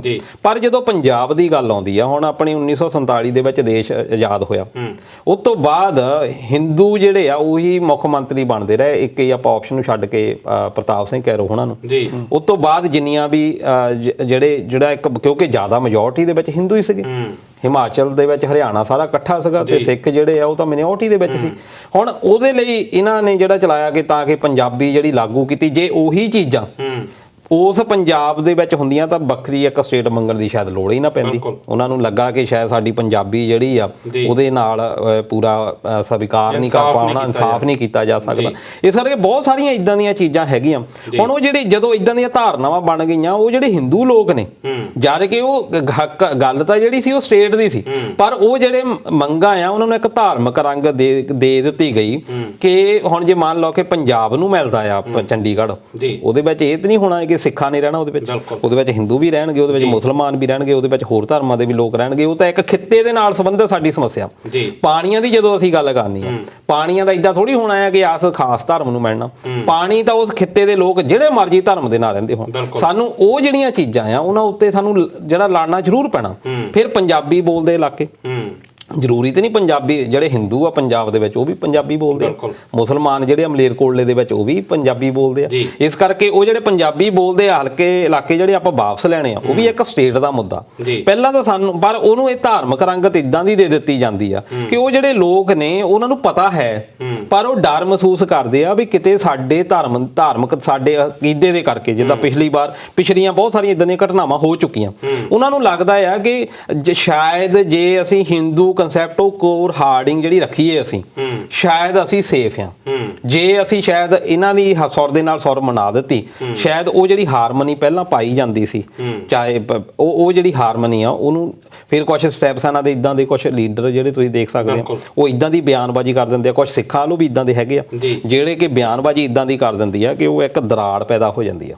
ਉਹ ਜਿਹੜੀ ਦਰਾੜ ਆ ਉਹ ਰਾਜਨੀਤਿਕ ਧਿਰਾਂ ਨੂੰ ਬਹੁਤ ਵਧੀਆ ਆ ਉਹਨਾਂ ਦੇ ਲਈ, ਉਹਨਾਂ ਨੂੰ ਸੌਖਾ ਹੋ ਜਾਂਦਾ ਕਿਉਂਕਿ ਉਹਨਾਂ ਨੂੰ ਵੋਟਾਂ ਵੰਡ ਹੋ ਜਾਂਦੀਆਂ। ਇੱਕ ਪਾੜਾ ਕਰਕੇ ਜਿਵੇਂ ਉਹ ਕਹਿੰਦੇ ਹੁੰਦੇ ਕਿ ਡਿਵਾਈਡ ਐਂਡ ਰੂਲ, ਤੇ ਉਹ ਪੰਜਾਬ ਤੇ ਲਗਾਤਾਰ ਲਾਗੂ ਕੀਤਾ ਜਾਂਦਾ ਆ। ਅੱਛਾ ਸਾਡਾ ਸਾਹਿਬ, ਜਿੱਦਾਂ ਦਲਜੀਤ ਜੀ ਗੱਲ ਕਰ ਰਹੇ, ਜਿੱਦਾਂ ਉਹਨਾਂ ਨੇ ਤਮਿਲ ਦੀ ਗੱਲ ਕੀਤੀ ਜਾਂ ਹੋਰ ਸਟੇਟਸ ਦੀ ਗੱਲ ਕੀਤੀ ਜਿੱਥੇ ਭਾਸ਼ਾ ਨੂੰ ਪ੍ਰਾਇੋਰਟੀ ਦਿੱਤੀ ਜਾਂਦੀ ਹੈ ਰਿਲੀਜਨ ਦੇ ਉੱਤੇ, ਪਰ ਪੰਜਾਬ ਦੇ ਵਿੱਚ ਆ ਕੇ ਜਿਹੜੀ ਉਹ ਪਿਕਚਰ ਉਹ ਬਿਲਕੁਲ ਡਿਫਰੈਂਟ ਹੋ ਜਾਂਦੀ ਹੈ। ਇੱਥੇ ਅਸੀਂ ਆਪਣਾ ਜਿਹੜਾ ਰਿਲੀਜਨ ਆ, ਚਾਹੇ ਜਿਵੇਂ ਦਲਜੀਤ ਜੀ ਨੇ ਹਿੰਦੂ ਭਾਈਚਾਰੇ ਦੀ ਗੱਲ ਕੀਤੀ ਕਿ ਕਿਤੇ ਨਾ ਕਿਤੇ ਉਹਨਾਂ ਨੂੰ ਇੱਕ ਡਰ ਪੈ ਜਾਂਦਾ। ਜੇ ਆਪਾਂ ਇਸ ਬੁੱਕ ਦੀ ਗੱਲ ਕਰੀਏ, ਇਸ ਕਿਤਾਬ ਦੀ ਗੱਲ ਕਰੀਏ, ਵਿਨਾਇਕ ਦੱਤ ਹੋਣਾ ਦੀ ਕਿਤਾਬ ਦੀ ਗੱਲ ਕਰੀਏ, ਤਾਂ ਉਹਨਾਂ ਜਿਹੜੀ ਸ਼ੁਰੂਆਤ ਕੀਤੀ ਉਹ ਮਹਾਰਾਜਾ ਰਣਜੀਤ ਸਿੰਘ ਦੇ ਰਾਜ ਤੋਂ ਕੀਤੀ ਕਿ ਉਹਦੇ ਵਿੱਚ ਕਿੱਦਾਂ ਇੱਕ ਜਿਹੜੀ ਰਿਲੀਜਨ ਨੂੰ ਪਿੱਛੇ ਰੱਖ ਕੇ ਇੱਕ ਜਿਹੜਾ ਸਾਰਥਿਕ ਵਿਚਾਰਧਾਰਾ ਸੀ ਸੀ ਉਹਦੀ ਗੱਲ ਕੀਤੀ ਜਾਂਦੀ ਸੀ, ਇੱਕ ਸਾਂਝੇ ਤੌਰ ਤੇ ਭਾਈਚਾਰੇ ਦੀ ਗੱਲ ਕੀਤੀ ਜਾਂਦੀ ਸੀ। ਪਰ ਹੁਣ ਕਿਤੇ ਨਾ ਕਿਤੇ ਪ੍ਰੋਪੋਗੰਡਾ ਜਿਹੜਾ ਆ ਉਹ ਰਿਲੀਜਨ ਵੱਲ ਝੁਕ ਗਿਆ, ਰਿਲੀਜਨ ਨੂੰ ਮਹੱਤਤਾ ਦਿੱਤੀ ਜਾਂਦੀ ਆ, ਭਾਸ਼ਾ ਜਾਂ ਸਟੇਟ ਨੂੰ ਪਿੱਛੇ ਰੱਖਿਆ ਜਾਂਦਾ। ਤੁਹਾਨੂੰ ਇਹ ਜਿਹੜਾ ਸਾਰਥਿਕ ਵਿਚਾਰਧਾਰਾ ਨੂੰ ਪਿੱਛੇ ਕਰਨ ਦਾ ਤੁਹਾਨੂੰ ਕੀ ਕਾਰਨ ਲੱਗਦਾ? ਜੀ ਬਿਲਕੁਲ ਦੇਵ ਜੀ, ਦਲਜੀਤ ਜੀ ਨੇ ਵੈਸੇ ਕਾਫੀ ਡੂੰਘਾਈ ਦੇ ਨਾਲ ਚਰਚਾ ਦੀ ਸ਼ੁਰੂਆਤ ਕੀਤੀ ਆ ਜੀ, ਤੇ ਤੁਸੀਂ ਵੀ ਇਕੱਠੇ 3 ਸਵਾਲ ਮੇਰੇ ਨੂੰ ਇਕੱਠੇ ਜਿਹੇ ਕਰਕੇ ਪਾਤੇ ਆ ਜੀ, ਤੇ ਕੰਮ ਤੁਸੀਂ ਲੰਮਾ ਚੌੜਾ ਕਰਵਾਤਾ। ਪਲੇਅਰ ਤੁਸੀਂ ਵੱਡੇ ਆ, ਤੁਸੀਂ ਇਕੱਠੇ ਜਿਹੜਾ ਇੱਕੋ ਬਾਲ ਤੇ ਛੱਕਾ ਮਾਰਨ ਵਾਲੇ ਪਲੇਅਰ, ਮੈਂ ਕਿਹਾ ਚਲੋ ਇਕੱਠੇ ਪਾ ਦਿੰਨਾ ਆ, ਮਾਰਨਾ ਤਾਂ ਛੱਕਾ ਹੀ ਆ। ਨਹੀਂ, ਛੱਕਾ ਤਾਂ ਕਿਆ ਮਾਰਨਾ ਜੀ। ਜੀ, ਦੱਤ ਸਾਹਿਬ ਉਹਨਾਂ ਦੀ ਜਿੱਦਾਂ ਉਹਨਾਂ ਨੇ ਸਰਲੇਖ ਹੀ ਵੈਸੇ ਕਿਤਾਬ ਦਾ ਬਹੁਤ ਵਧੀਆ ਰੱਖਿਆ ਆ। ਇੱਕਦਮ ਦਿਮਾਗ ਨੂੰ ਲੱਗਦਾ ਕਿ ਕੋਈ ਨਾ ਕੋਈ ਨਵੀਂ ਰਿਸਰਚ ਆ ਜੀ। ਬਗਾਨੇ ਨੇ ਪੰਜਾਬ ਦੇ ਹਿੰਦੂ, ਬਿਲਕੁਲ ਇਹ ਨਹੀਂ ਹੈਗਾ ਕਿ ਇਹ ਵਿਚਾਰਧਾਰਾ ਬਿਲਕੁਲ ਕੋਈ ਨਵੀਂ ਆ ਗਈ ਹੈ ਜਾਂ ਨਵੀਂ ਆਪਾਂ ਨੇ ਕੋਈ ਥੀਸਿਸ ਪੜ੍ਹਨ ਲੱਗੇ ਆ ਜਾਂ ਪਤਾ ਨਹੀਂ ਦਿਮਾਗਾਂ 'ਚ ਹੈ ਨਹੀਂ ਸੀ। ਬਹੁਤ ਸਾਲ ਇਹ ਚੀਜ਼ ਸਾਡੇ ਦਿਮਾਗਾਂ 'ਚ ਹੈਗੀ ਆ, ਲੇਕਿਨ ਅਸੀਂ ਕਦੀ ਖੁੱਲ੍ਹ ਕੇ ਚਰਚਾ ਨਹੀਂ ਕਰਦੇ ਹੈਗੇ। ਹੋ ਸਕਦਾ ਸਾਨੂੰ ਡਰ ਹੋਵੇ, ਹੋ ਸਕਦਾ ਸਾਡੀ ਕੋਈ ਗੱਲ ਸੁਣਨ ਨੂੰ ਤਿਆਰ ਨਹੀਂ ਸੀਗਾ। ਇਹ ਦਲਜੀਤ ਦੀ ਪੂਰੀ ਗੱਲ ਉਹਨੂੰ ਮੈਂ 2 ਸ਼ਬਦਾਂ ਦੇ ਵਿੱਚ ਇਹ ਕਹਿ ਦੇਵਾਂ ਕਿ ਮੈਂ ਉਹਦੇ ਨਾਲ ਸਹਿਮਤ ਹਾਂ ਕਿ ਪੰਜਾਬ ਦੇ ਵਿੱਚ ਜਿਹੜਾ ਹਿੰਦੂ ਤਬਕਾ ਜਾਂ ਹਿੰਦੂ ਭਾਈਚਾਰਾ ਆ, ਜਦੋਂ ਬਾਕੀ ਪੰਜਾਬ ਦੇ ਲਈ ਕੋਈ ਕਹਿ ਲਓ ਕਿ ਮੁਹਿੰਮ ਉੱਠਦੀ ਆ ਜਾਂ ਪੰਜਾਬ ਦੇ ਦਰਦ ਨੂੰ ਕੋਈ ਸਮੇਟਣ ਦੇ ਲਈ ਕੁਝ ਵੀ ਉੱਥੇ ਕਹਿ ਲਓ ਕਿ ਕੋਈ ਪ੍ਰਬੰਧ ਕੀਤਾ ਜਾਂਦਾ ਜਾਂ ਕੋਈ ਵੀ ਇਕੱਠੇ ਹੁੰਦੇ ਆ, ਕੋਈ ਵੀ ਸੰਘਰਸ਼ ਲੱਗਦਾ ਜਾਂ ਕੁਝ ਵੀ ਹੁੰਦਾ। ਹੁਣ ਆਪਾਂ ਪਿੱਛੇ ਜੇ ਕਿਸਾਨੀ ਸੰਘਰਸ਼ ਜਿਹੜਾ ਲੜਿਆ ਗਿਆ ਦਿੱਲੀ ਦੇ ਬਾਰਡਰਾਂ ਤੇ, ਉਹਦੇ ਵਿੱਚ ਕੋਈ ਸਿੱਖ ਹਿੰਦੂ ਦੀ ਗੱਲ ਨਹੀਂ ਹੋਈ। ਉਹਦੇ ਵਿੱਚ ਜਿਹੜਾ ਸਾਰਾ ਪੰਜਾਬ ਹਰਿਆਣਾ ਸਾਰਾ ਇਕੱਠਾ ਬਹਿ ਕੇ ਉਹਨੇ ਸੰਘਰਸ਼ ਲੜਿਆ। ਉਹ ਜੀ ਬਿਲਕੁਲ ਜੀ, ਉਹੀ ਮੈਂ ਥੋੜਾ ਸਰਨਾ ਦੇ ਵਿੱਚ ਤੁਹਾਨੂੰ ਫਿਰ ਲੈ ਕੇ ਜਾਵਾਂਗਾ ਜੀ। ਇੱਕ ਗੱਲ ਤਾਂ ਆਪਾਂ ਨੂੰ ਹੁਣ ਮੰਨ ਲੈਣੀ ਚਾਹੀਦੀ ਆ, ਔਰ ਇਹੀ ਇਸ ਕਿਤਾਬ ਦੇ ਵਿੱਚ ਦੱਤ ਸਾਹਿਬ ਉਹਨਾਂ ਨੇ ਕੋਸ਼ਿਸ਼ ਕੀਤੀ। 408 ਪੰਨਿਆਂ ਦੀ ਕਾਫੀ ਵੱਡੀ ਕਿਤਾਬ ਆ ਜੀ। ਉਹਨਾਂ ਨੇ ਕਿਹਾ ਕਿ ਪੰਜਾਬ ਦੇ ਹੱਕਾਂ ਲਈ ਜਦੋਂ ਕੋਈ ਨਾ ਕੋਈ ਸਾਂਝੀ ਗੱਲਬਾਤ ਹੁੰਦੀ ਆ, ਬਾਕੀ ਸਾਰੀ ਕਮਿਊਨਿਟੀ ਇੱਕ ਪਾਸੇ ਹੁੰਦੀ ਆ, ਹਿੰਦੂ ਜਿਹੜਾ ਤਬਕਾ ਜਾਂ ਭਾਈਚਾਰਾ ਨਾ ਉਹ ਹੈਜ਼ਿਟੇਟ ਨਹੀਂ ਕਰਦਾ। ਉਹ ਜਿਹੜੀ ਕਿ ਸੁਸਤ ਜਿਹਾ ਹੋ ਜਾਂਦਾ ਆ, ਪਰੇ ਜਿਹਾ ਹੋ ਜਾਂਦਾ ਵੀ ਅਸੀਂ ਕੀ ਤੋਂ ਲੈਣਾ ਦੇਣਾ। ਇਹਦਾ ਮਤਲਬ ਕੋਈ ਨਾ ਕੋਈ ਡਰ ਆ। ਉਹ ਡਰ ਉਹਨਾਂ ਦੇ ਮਨਾਂ ਦਾ ਆ ਜਾਂ ਕਿਸੇ ਨੇ ਪਾਤਾ ਆ ਜਾਂ ਸਮੇਂ ਨੇ ਉਹਨਾਂ ਨੂੰ ਇਹ ਸਾਰਾ ਦੇ ਦਿੱਤਾ। ਉਹਦੇ ਉੱਪਰ ਮੈਂ ਥੋੜਾ ਜਾਣ ਦੀ ਕੋਸ਼ਿਸ਼ ਕਰਦਾ ਜੀ। ਤੁਸੀਂ ਮਹਾਰਾਣਾ ਰਣਜੀਤ ਸਿੰਘ ਦੀ ਗੱਲ ਕੀਤੀ ਸੀ। ਮਹਾਰਾਣਾ ਰਣਜੀਤ ਸਿੰਘ ਦੇ ਸਮੇਂ ਉਦੋਂ ਅੰਗਰੇਜ਼ਾਂ ਦੇ ਨਾਲ ਸੀਗਾ ਹਿਸਾਬ ਕਿਤਾਬ ਜਿਹਾ। ਮੈਂ ਰਣਜੀਤ ਸਿੰਘ ਚੰਗਾ ਸੀ ਮਾੜਾ ਸੀ ਆਪਾਂ ਉਹ ਨਹੀਂ ਕਰਾਂਗੇ, ਲੇਕਿਨ ਉਹਨਾਂ ਦੀ ਇੱਕ ਕੁਆਲਿਟੀ ਕਿ ਮਹਾਰਾਣਾ ਰਣਜੀਤ ਸਿੰਘ ਦਾ ਦਿਮਾਗ ਜਿਹੜਾ ਸੀਗਾ ਉਹ 18ਵੀਂ ਸਦੀ ਦੀ ਗੱਲ ਚੱਲਦੀ ਸੀਗੀ। ਬਿਲਕੁਲ, ਲੇਕਿਨ 18ਵੀਂ ਸਦੀ ਦੇ ਵਿੱਚ ਵੀ ਜੇ ਆਪਾਂ ਉਹਨਾਂ ਦੇ ਕੰਮਾਂ ਵੱਲ ਥੋੜਾ ਧਿਆਨ ਦਈਏ ਨਾ, ਜਿਹੜੀ ਪ੍ਰਬੰਧਨ ਕਰਨਾ ਹੁੰਦਾ ਆ ਇੱਕ ਐਜ਼ ਏ ਰਾਜਾ, ਉਹਨਾਂ ਦੀ ਸੋਚ 21ਵੀਂ ਸਦੀ ਦੇ ਸੀਓਈ ਵਾਂਗੂ ਚੱਲਦੀ ਹੁੰਦੀ ਸੀ। ਬਿਲਕੁਲ, ਉਹ ਸਿੱਧੇ ਸ਼ਬਦਾਂ 'ਚ ਕੀ ਆ ਕਿ ਧਰਮ ਨੂੰ ਉਹ ਪ੍ਰੈਫਰੈਂਸ ਨਹੀਂ ਦਿੰਦੇ ਸੀਗੇ। ਉਹਨਾਂ ਕੋਲ ਤਾਂ ਬਾਹਰੀ ਧਰਮਾਂ ਦੇ ਮਤਲਬ ਕਿ ਬਾਹਰੀ ਮੁਲਕਾਂ ਤੋਂ ਉਹ ਵੱਖਰੇ ਧਰਮ ਹੋਏ, ਈਸਾਈ ਧਰਮ ਵੀ ਹੋ ਸਕਦੇ ਆ ਜਾਂ ਇਜ਼ਰਾਈਲੀ ਹੋ ਸਕਦੇ ਜਾਂ ਫਰਾਂਸੀਸੀ ਹੋ ਸਕਦੇ ਆ, ਸਾਰੇ ਬੰਦੇ ਇਕੱਠੇ ਉਹਨਾਂ ਨੇ ਕਰ ਲਿਆ। ਉਹਨਾਂ ਨੂੰ ਸੀਗਾ ਕਿ ਮੇਰਾ ਇੱਕ ਵਿਜ਼ਨ ਆ, ਮੈਂ ਇੰਨੇ ਚਿਰ ਦੇ ਵਿੱਚ ਆਹ ਚੀਜ਼ ਕਰਨੀ, ਮੇਰੇ ਇੰਨੇ ਚਿਰ 'ਚ ਕਿਲੇ ਹੋਣੇ ਚਾਹੀਦੇ ਜਾਂ ਮੇਰੀਆਂ ਤੋਪਾਂ ਦਾ ਪ੍ਰਬੰਧਨ ਹੋਣਾ ਚਾਹੀਦਾ, ਕਦੀ ਵੀ ਲੋੜ ਪੈ ਸਕਦੀ ਆ। ਉਹਨਾਂ ਨੇ ਕੰਮ ਨੂੰ ਮਹੱਤਵ ਸਾਹਮਣੇ ਰੱਖਿਆ। ਜਿਹੜੇ ਤਾਂ ਉਸ ਵਿਜ਼ਨ ਦੇ ਨਾਲ ਚੱਲਦੇ ਸੀਗੇ ਉਹਨਾਂ ਨੂੰ ਉਹਨਾਂ ਨੇ ਪ੍ਰੈਫਰੈਂਸ ਦੇ ਕੇ ਰੱਖੀ ਆ। ਕੋਈ ਫਰਕ ਨਹੀਂ ਕਿ ਉਹ ਕਿਹੜੇ ਭਾਈਚਾਰਾ ਜੋ ਆਇਆ ਆ। ਜਿਹੜੇ ਨਹੀਂ ਕੰਮ ਕਰਦੇ ਉਹਨਾਂ ਨੂੰ ਖੁੱਡੇ ਨਾਲ ਲਾਈ ਰੱਖਿਆ ਕਿ ਤੁਸੀਂ ਕੰਮ ਦੇ ਨਹੀਂ ਹੈਗਾ, ਚਲੋ ਰਹੋ ਜੀ, ਤੁਹਾਨੂੰ ਕਹਿਣਾ ਕੁਝ ਨਹੀਂ ਹੈਗਾ, ਲੇਕਿਨ ਆਹ ਬੰਦੇ ਜਿਹੜੇ ਕੰਮ ਕਰਦੇ ਆ, ਕਿਉਂਕਿ ਉਹ ਇੱਕ ਭਾਈਚਾਰਾ ਬਣਾ ਕੇ ਰੱਖਦੇ ਸੀਗੇ। ਹੁਣ ਆਪਾਂ ਥੋੜਾ ਪੰਜਾਬ ਦੇ ਉੱਪਰ ਆਉਂਦੇ ਆ, ਭਾਰਤ ਦੇ ਉੱਪਰ ਆਉਂਦੇ ਆ। 66 ਤੋਂ ਪਹਿਲਾਂ ਇਹ ਬੜਾ ਨੈਰੇਟਿਵ ਮੇਰੇ ਨਿਗਾਹ ਦੇ ਵਿੱਚ ਨਹੀਂ ਸੀਗਾ। 66 ਤੱਕ ਜੇ ਤੁਸੀਂ ਉਹ ਸਮਾਂ ਦੇਖੋ ਨਾ, ਉਦੋਂ ਸਾਂਝੇ ਮੋਰਚੇ ਵੀ ਚੱਲਦੇ ਰਹੇ ਆ। ਆਪਾਂ ਦੂਰ ਨਾ ਜੇ ਪੰਜਾਬ 'ਚੋਂ ਚੱਕ ਲਈਏ, SCPC ਤੋਂ ਬਾਅਦ ਅਕਾਲੀ ਦਲ ਹੋਣ ਦੇ ਵਿੱਚ ਆਇਆ। ਵੈਸੇ ਤਾਂ ਇਹਨਾਂ ਦੇ ਵਿੱਚ ਕੰਟਰੋਵਰਸੀ ਬਣੀ ਹੋਈ ਆ। ਜਿਹੜਾ ਅਕਾਲੀ ਦਲ ਬਾਦਲ ਆ ਉਹ ਸ਼ਾਇਦ ਸਾਬਤ ਕਰਨ ਦੀ ਕੋਸ਼ਿਸ਼ ਕਰਦਾ ਅਸੀਂ ਤਾਂ ਹੁਣ ਇਸ ਸੰਸਥਾ ਤੋਂ ਹੀ ਵੱਡੇ ਹੋ ਗਏ ਆ। ਉਹ ਭਾਈ ਬਾਪ ਆ, ਤੁਸੀਂ ਪੁੱਤਰ ਹੋ। ਜੇ ਤੁਸੀਂ ਤਾਲਮੇਲ ਬਣਾ ਕੇ ਰੱਖੋਗੇ ਤਾਂ ਪੰਜਾਬ ਦੇ ਅੱਧੇ ਮਸਲੇ ਵੀ ਸੋਲਵ ਹੋ ਜਾਣੇ ਆ। ਘਰੇ ਤੋਂ ਬਾਹਰ ਮੈਂ ਆਉਣਾ ਆ।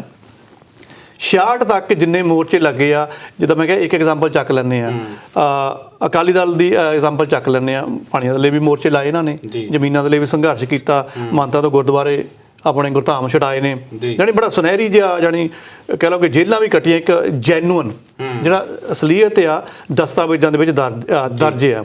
ਲੇਕਿਨ 66 ਤੋਂ ਬਾਅਦ ਨਾ ਫਿਰ ਇਹ ਵਿਚਾਰਧਾਰਾ ਥੋੜੀ ਜਿਹੀ ਖਰਾਬ ਹੋਣੀ ਸ਼ੁਰੂ ਹੋ ਗਈ। ਇੱਕ ਤਾਂ ਉਸ ਪਾਰਟੀ ਦਾ ਰਾਜਨੀਤੀਕਰਨ ਹੋ ਗਿਆ। ਉਹ ਸ਼ਾਇਦ ਉਹ ਪਾਰਟੀ ਨੂੰ ਲੱਗਾ ਕਿ ਇਹ ਜਿਹੜੀ ਬੋਡੀ SGPC ਪਹਿਲਾਂ ਬਣੀ ਸੀਗੀ ਜਿਹਨੇ ਗੁਰਦੁਆਰਾ ਪ੍ਰਬੰਧਨ ਕਰਨਾ ਸੀ, ਅਸੀਂ ਤਾਂ ਇਹਨਾਂ ਤੋਂ ਵੀ ਉੱਪਰ ਚਲੇ ਗਏ ਜੀ, ਤੇ ਉਹੀ ਉਹਨਾਂ ਦਾ ਅੱਜ ਦੁਰਦਸ਼ਾ ਦਾ ਕਾਰਨ ਬਣਿਆ ਹੋਇਆ ਹੈ। ਉਹਨੂੰ ਸੁਧਾਰ ਲੈਣ ਤਾਂ ਬਹੁਤ ਚੰਗੀ ਗੱਲ ਆ।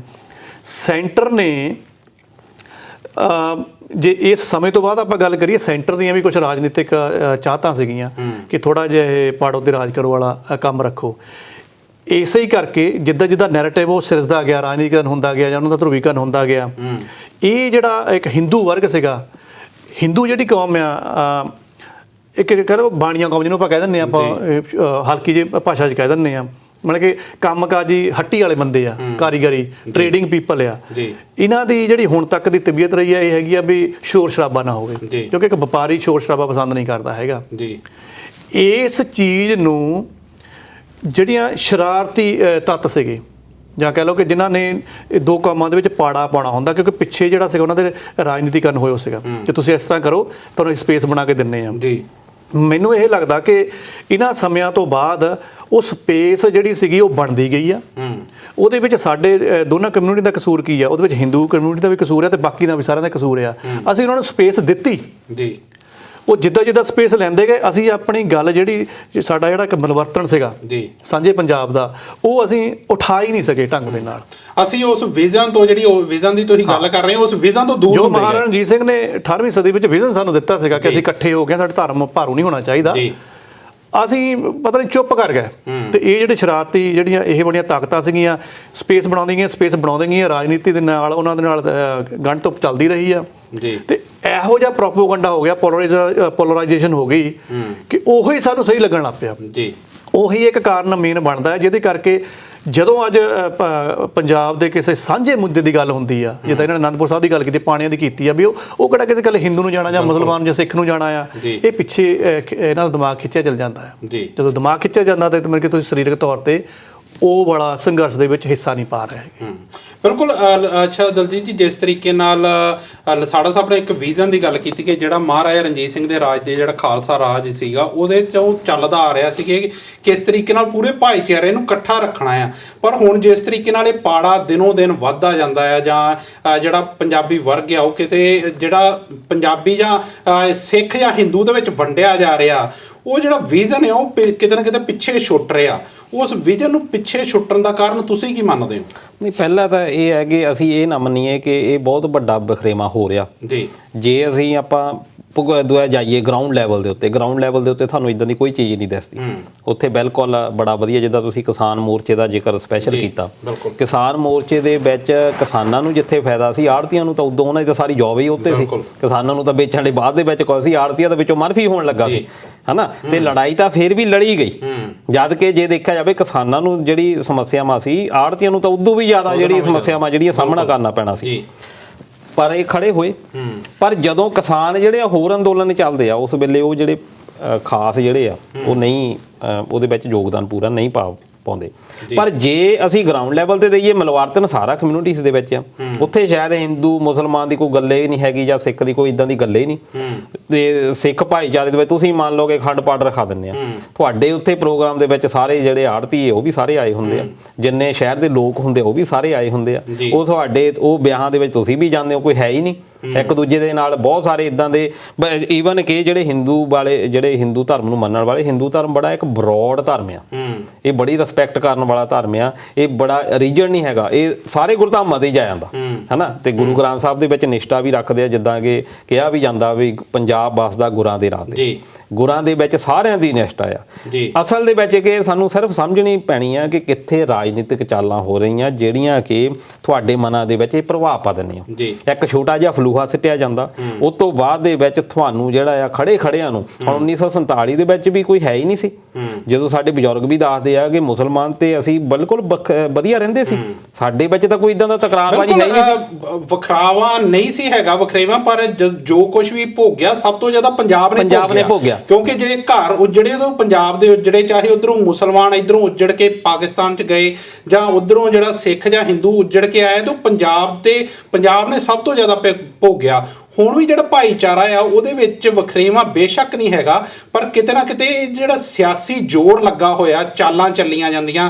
ਹੁਣ ਪਿਛਲੇ ਦਿਨਾਂ 'ਚ ਇੱਕ ਪੰਜਾਬੀ ਭਾਸ਼ਾ ਨੂੰ ਵੀ ਲੈ ਕੇ ਗੱਲਬਾਤ ਹੋਈ ਕਿ ਕਿਸ ਤਰੀਕੇ ਨਾਲ ਯੂਨੀਵਰਸਿਟੀ ਦੇ ਵਿੱਚ ਵੀ ਉਹਨੂੰ ਪਾਸੇ ਕਰਨ ਦੀਆਂ ਗੱਲਾਂ ਬਾਤਾਂ, ਤਾਂ ਕਿਤੇ ਨਾ ਕਿਤੇ ਇੱਕ ਚਾਲਾਂ ਚੱਲੀਆਂ ਜਾਂਦੀਆਂ। ਉਹਦਾ ਕਾਰਨ ਤੁਹਾਨੂੰ ਕੀ ਲੱਗਦਾ ਕਿ ਲਗਾਤਾਰ ਪੰਜਾਬ ਨਿਸ਼ਾਨੇ ਤੇ ਕਿਉਂ ਰਹਿੰਦਾ? ਨਿਸ਼ਾਨੇ ਤੇ ਇਸ ਕਰਕੇ ਰਹਿੰਦੇ ਆ ਕਿ ਜਿਹੜਾ ਸੈਂਟਰ ਆ, ਸੈਂਟਰ ਦੀ ਇਹੀ ਕੋਸ਼ਿਸ਼ ਰਹਿੰਦੀ, ਕੋਈ ਵੀ ਸਰਕਾਰ ਚਲੇ ਜਾਵੇ, ਕਾਂਗਰਸ ਵੀ ਇਹੀ ਕਰਦੀ ਸੀ। ਆਪਾਂ ਇਹ ਨਾ ਮੰਨ ਕੇ ਚੱਲੀਏ ਕਿ ਭਾਜਪਾ ਇਦਾਂ ਕਰਦੀ ਆ।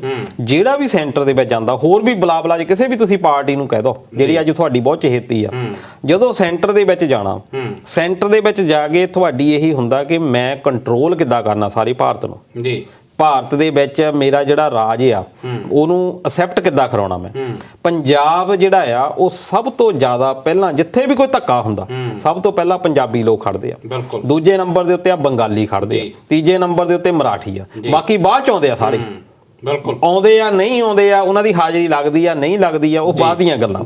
ਪੰਜਾਬ ਭੂਮਿਕਾ ਅਹਿਮ ਨਿਭਾਉਂਦਾ।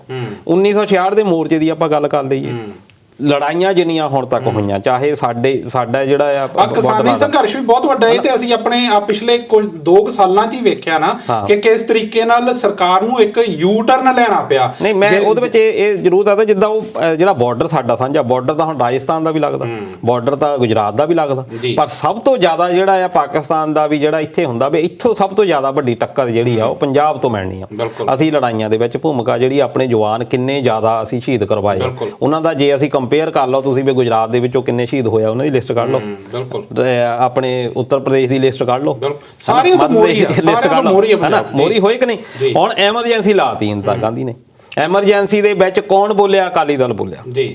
ਅਕਾਲੀ ਦਲ ਇਦਾਂ ਦਾ ਇਸ ਅਸਲ ਦੇ ਵਿੱਚ ਜਿਹੜਾ 1984 ਦੀ ਜਿਹੜੀ ਸੀਗੀ ਅਸਲ ਵਿੱਚ ਉੱਥੇ ਹੀ ਬੁਨਿਆਦ ਰੱਖੀ ਗਈ ਕਿ ਇਹ ਲੋਕ ਬੋਲਦੇ ਆ ਜੀ। ਇਹ ਲੋਕ ਸਭ ਤੋਂ ਪਹਿਲਾਂ ਜਿਹੜੇ ਆ ਕਿਸੇ ਵੀ ਕੋਈ ਅਸੀਂ ਕੁਝ ਕਰਨ ਦੀ ਕੋਸ਼ਿਸ਼ ਕਰਦੇ ਆ, ਹੋਰ ਨਹੀਂ ਕੋਈ ਬੋਲਦਾ, ਇਹ ਬੋਲਦੇ ਆ ਜੀ। ਫਿਰ ਉਸ ਤੋਂ ਬਾਅਦ ਹੁਣ ਤੁਸੀਂ ਕਿਸਾਨ ਮੋਰਚੇ ਦੀ ਵੀ ਗੱਲ ਕੀਤੀ ਆ, ਇਦੋਂ ਇਲਾਵਾ ਕੋਈ ਵੀ ਚੱਕਰ ਹੋ ਜਾਵੇ, ਕੋਈ ਘਟਨਾ ਹੁੰਦੀ ਆ ਮਹਾਰਾਸ਼ਟਰ ਦੇ ਵਿੱਚ ਕਿਤੇ ਵੀ ਜਾ ਹੁੰਦੀ ਆ। ਹੁਣ ਆ ਗਊ ਮੀਟ ਦੀ ਤੁਸੀਂ ਗੱਲ ਲਾ ਲਓ ਕਿ ਬਹੁਤ ਇੱਕ ਮੁੱਦਾ ਉੱਠਿਆ ਉਸ ਵੇਲੇ ਵੀ ਮਾਰਿਆ ਗਿਆ, ਘਟਨਾ ਤਾਂ ਹੋਈ ਆ ਜਿਹੜੀ ਆਹ ਮਿਡਲ ਸਟੇਟਸ ਦੇ ਵਿੱਚ ਹੋਈਆਂ, ਪਰ ਪੰਜਾਬ ਦੇ ਵਿੱਚ ਵੀ ਉਸ ਚੀਜ਼ ਦਾ ਵਿਰੋਧ ਕੀਤਾ ਗਿਆ। ਹੁਣ ਆ ਪਹਿਲਵਾਨਾਂ ਦਾ ਆਪਾਂ ਲਾ ਲਈਏ ਜੀ, ਪਹਿਲਵਾਨ ਜਿਹੜੇ ਆ ਉਹਦੇ ਵਿੱਚ ਮੈਨੂੰ ਲੱਗਦਾ ਵੀ ਜ਼ਿਆਦਾਤਰ ਹਰਿਆਣੇ ਦੇ ਆ, ਬਿਲਕੁਲ ਹਨਾ, ਤੇ ਉਹ ਪਹਿਲਵਾਨਾਂ ਦਾ ਮੁੱਦਾ ਚੱਲਿਆ, ਜਦ ਕਿ ਪੰਜਾਬੀ ਉੱਥੇ ਜ਼ਿਆਦਾ ਬੈਠੇ ਆ ਜੰਤਰ ਮੰਤਰ ਦੇ ਉੱਤੇ ਕਿਸਾਨ ਮੋਰਚੇ ਜਿਹੜੇ ਕਿਸਾਨਾਂ ਦਾ ਤਾਂ ਕੋਈ ਜੇ ਦੇਖੇ ਪਰ ਧੀਆਂ ਮੰਨੀਆਂ, ਇਹ ਪੰਜਾਬ ਦਾ ਇੱਕ ਫਿਤਰਤ ਆ, ਇਹ ਜਾ ਕੇ ਉੱਥੇ ਬੈਠੇ ਆ ਕਿਸਾਨ ਮੋਰਚਾ। ਪੰਜਾਬ ਦਾ ਇਤਿਹਾਸ ਰਿਹਾ ਨਾ ਕਿ ਹਮੇਸ਼ਾ ਜਿਹੜਾ ਜ਼ੁਲਮ ਆ ਜਾਂ ਧੱਕੇ ਦੇ ਖਿਲਾਫ ਹਮੇਸ਼ਾ ਖੜਦੇ ਰਹੇ ਪੰਜਾਬੀ। ਇਸੇ ਕਰਕੇ ਉਹਨਾਂ ਦੀ ਇਹ ਹੁੰਦੀ ਕਿ ਇਹਨਾਂ ਨੂੰ ਕਿਸੇ ਨਾ ਕਿਸੇ ਤਰੀਕੇ ਦੇ ਨਾਲ ਡੀਮੋਟ ਜਾਂ ਇਹਨਾਂ ਨੂੰ ਉਲਝਾ ਲਿਆ ਜਾਵੇ। ਇਹ ਵੀ ਇੱਕ ਸਟੇਟ ਦੀ ਜਿਹੜੀ ਆ ਕੁਛ ਜਿਹੜੇ ਲੋਕ ਆ ਉਹ ਸਿਰਫ ਇਹੀ ਗੱਲਾਂ ਸੋਚਦੇ ਆ, ਉਹਨਾਂ ਨੂੰ ਤਨਖਾਹ ਹੀ ਇਸ ਗੱਲ ਦੀ ਮਿਲਦੀ ਆ ਕਿ ਤੁਸੀਂ ਇਹਨਾਂ ਬੰਦਿਆਂ ਨੂੰ ਕਿੱਦਾਂ ਉਲਝਾ ਕੇ ਰੱਖਣਾ, ਤਾਂ ਕਿ ਜਿਹੜੇ ਸੈਂਟਰ ਨੇ ਕੋਈ ਨੀਤੀਆਂ ਬਣਾਉਣੀਆਂ ਵੀ ਇਹ ਬੰਦੇ ਆਪਣੇ ਉਹ ਮਸਲਿਆਂ ਦੇ ਵਿੱਚ ਰੁੱਝੇ ਰਹਿਣ ਤੇ ਸਾਡੀ ਜਿਹੜੀ ਉਹ ਜਿਹੜੀ ਸਾਡੀ ਚਾਲਾਂ ਆ ਉਹਦੇ ਵਿੱਚ ਕੋਈ ਏਡੀ ਵੱਡੀ ਸਮੱਸਿਆ ਨਾ ਆਵੇ। ਇਹ ਅਸਲ ਦੇ ਵਿੱਚ ਜੋ ਮੈਨੂੰ ਲੱਗਦਾ ਹੈ, ਹੋ ਸਕਦਾ ਹੈ ਮੈਂ ਗਲਤ ਹੋਵਾਂ।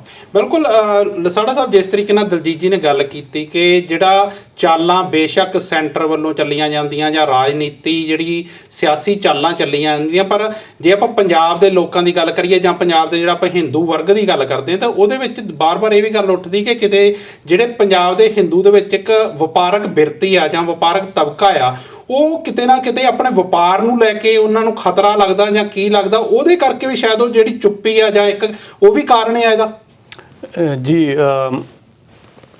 2 ਸ਼ਬਦ ਇਹਨਾਂ ਨੇ ਬਾਰ-ਬਾਰ ਦਲਜੀਤ ਨੇ ਯੂਜ਼ ਕੀਤੇ ਆ। ਇੱਕ ਤਾਂ ਵੀ ਸੈਂਟਰ ਨੇ ਦੇਖਣਾ ਹੁੰਦਾ ਕਿ ਅਸੀਂ ਪੂਰੇ ਮੁਲਕ ਦੇ ਉੱਪਰ ਕਿੱਦਾਂ ਆਪਣਾ ਦਾਬਾ ਰੱਖਣਾ ਹੈ, ਬਿਲਕੁਲ, ਤੇ ਉਸ ਹਿਸਾਬ ਨਾਲ ਏਜੰਸੀਆਂ ਆਪਣਾ ਕੰਮ ਵੀ ਕਰਦੀਆਂ ਵੀ ਤੁਹਾਨੂੰ ਫਸਾਈ ਰੱਖੋ ਹੋਰਾਂ ਉਲਝਣਾਂ ਦੇ ਵਿੱਚ ਜੀ। ਦੇਖੋ ਦੇਵ ਜੀ, ਇਹਦੇ ਵਿੱਚ ਨਾ ਮੈਂ ਥੋੜ੍ਹਾ ਜਿਹਾ ਫੈਕਟ ਪਾ ਦਿੰਦਾ ਤੇ ਕੁਛ ਮੈਂ ਹਸਤੀਆਂ ਦੇ ਨਾਮ ਵੀ ਲਵਾਂਗੇ, ਜੇ ਤੁਸੀਂ ਤੁਹਾਨੂੰ ਥੋੜ੍ਹਾ ਜਿਹਾ ਹੋਰ ਜ਼ਿਆਦਾ ਕਲੀਅਰ ਹੋ ਜਾਏਗਾ ਜੀ। ਇਹ ਤਾਂ ਹੁਣ ਤੱਕ ਦੀ ਡਿਸਕਸ਼ਨ ਦੇ ਵਿੱਚ ਇਹ ਤਾਂ ਹੁਣ ਮੰਨ ਕੇ ਚੱਲੋ ਕਿ ਜਿਹੜਾ ਸਾਡਾ ਹਿੰਦੂ ਤਬਕਾ ਆ ਉਹ ਥੋੜ੍ਹਾ ਕੰਨੀ ਵੱਟ ਲੈਂਦਾ ਆ ਜਦੋਂ ਸਾਂਝੇ ਮੁੱਦਿਆਂ ਦੇ ਉੱਪਰ ਪੰਜਾਬ ਦੀ ਗੱਲ ਕਰਦੇ ਆ ਜੀ। ਇਹਦੇ ਵਿੱਚ ਨਾ ਕਈ ਸੈਂਟਰ ਨੇ ਕਿਆ ਕਰਨਾ ਜਾਂ ਫਲਾਨਿਆਂ ਨੇ ਕਿਆ ਕਰਨਾ ਜਾਂ ਏਜੰਸੀਆਂ ਨੇ ਕਿਆ ਕਰਨਾ, ਉਹ ਹੋ ਗਿਆ, ਉਹਨੂੰ ਪਰੇ ਕਰ ਦਿਓ। ਅਸੀਂ ਕਿੱਥੋਂ ਨਾਕਾਮਯਾਬ ਹੁੰਦੇ ਆ, ਅਸੀਂ ਕਿੱਥੋਂ ਨਪੁੰਸਕਤਾ ਦਿਖਾਉਂਦੇ ਆ ਜੀ। ਦੇਖੋ, ਜਿੱਦਾਂ ਸਮਾਂ ਨਿਕਲਦਾ ਗਿਆ ਨਾ ਉੱਦਾਂ ਸਾਡੀ ਜਿਹੜੀ ਪੜ੍ਹਾਈ ਲਿਖਾਈ ਆ ਜਾਂ ਸਾਡੀ ਚ ਲਿਖਣ ਦੀ ਬਿਰਤੀ ਆ ਉਹ 'ਚ ਵੀ ਬਹੁਤ ਗਿਰਾਵਟ ਆਈ ਆ। ਠੀਕ ਆ, ਉਹ ਠੀਕ ਆ ਕਿ IT ਬਹੁਤ ਹੁਣ ਦੇ ਸਮੇਂ 'ਚ ਆਈ ਆ, ਲੇਕਿਨ ਇਹ ਗਿਰਾਵਟ ਪਹਿਲਾਂ ਤੋਂ ਸੀਗੀ ਜੀ।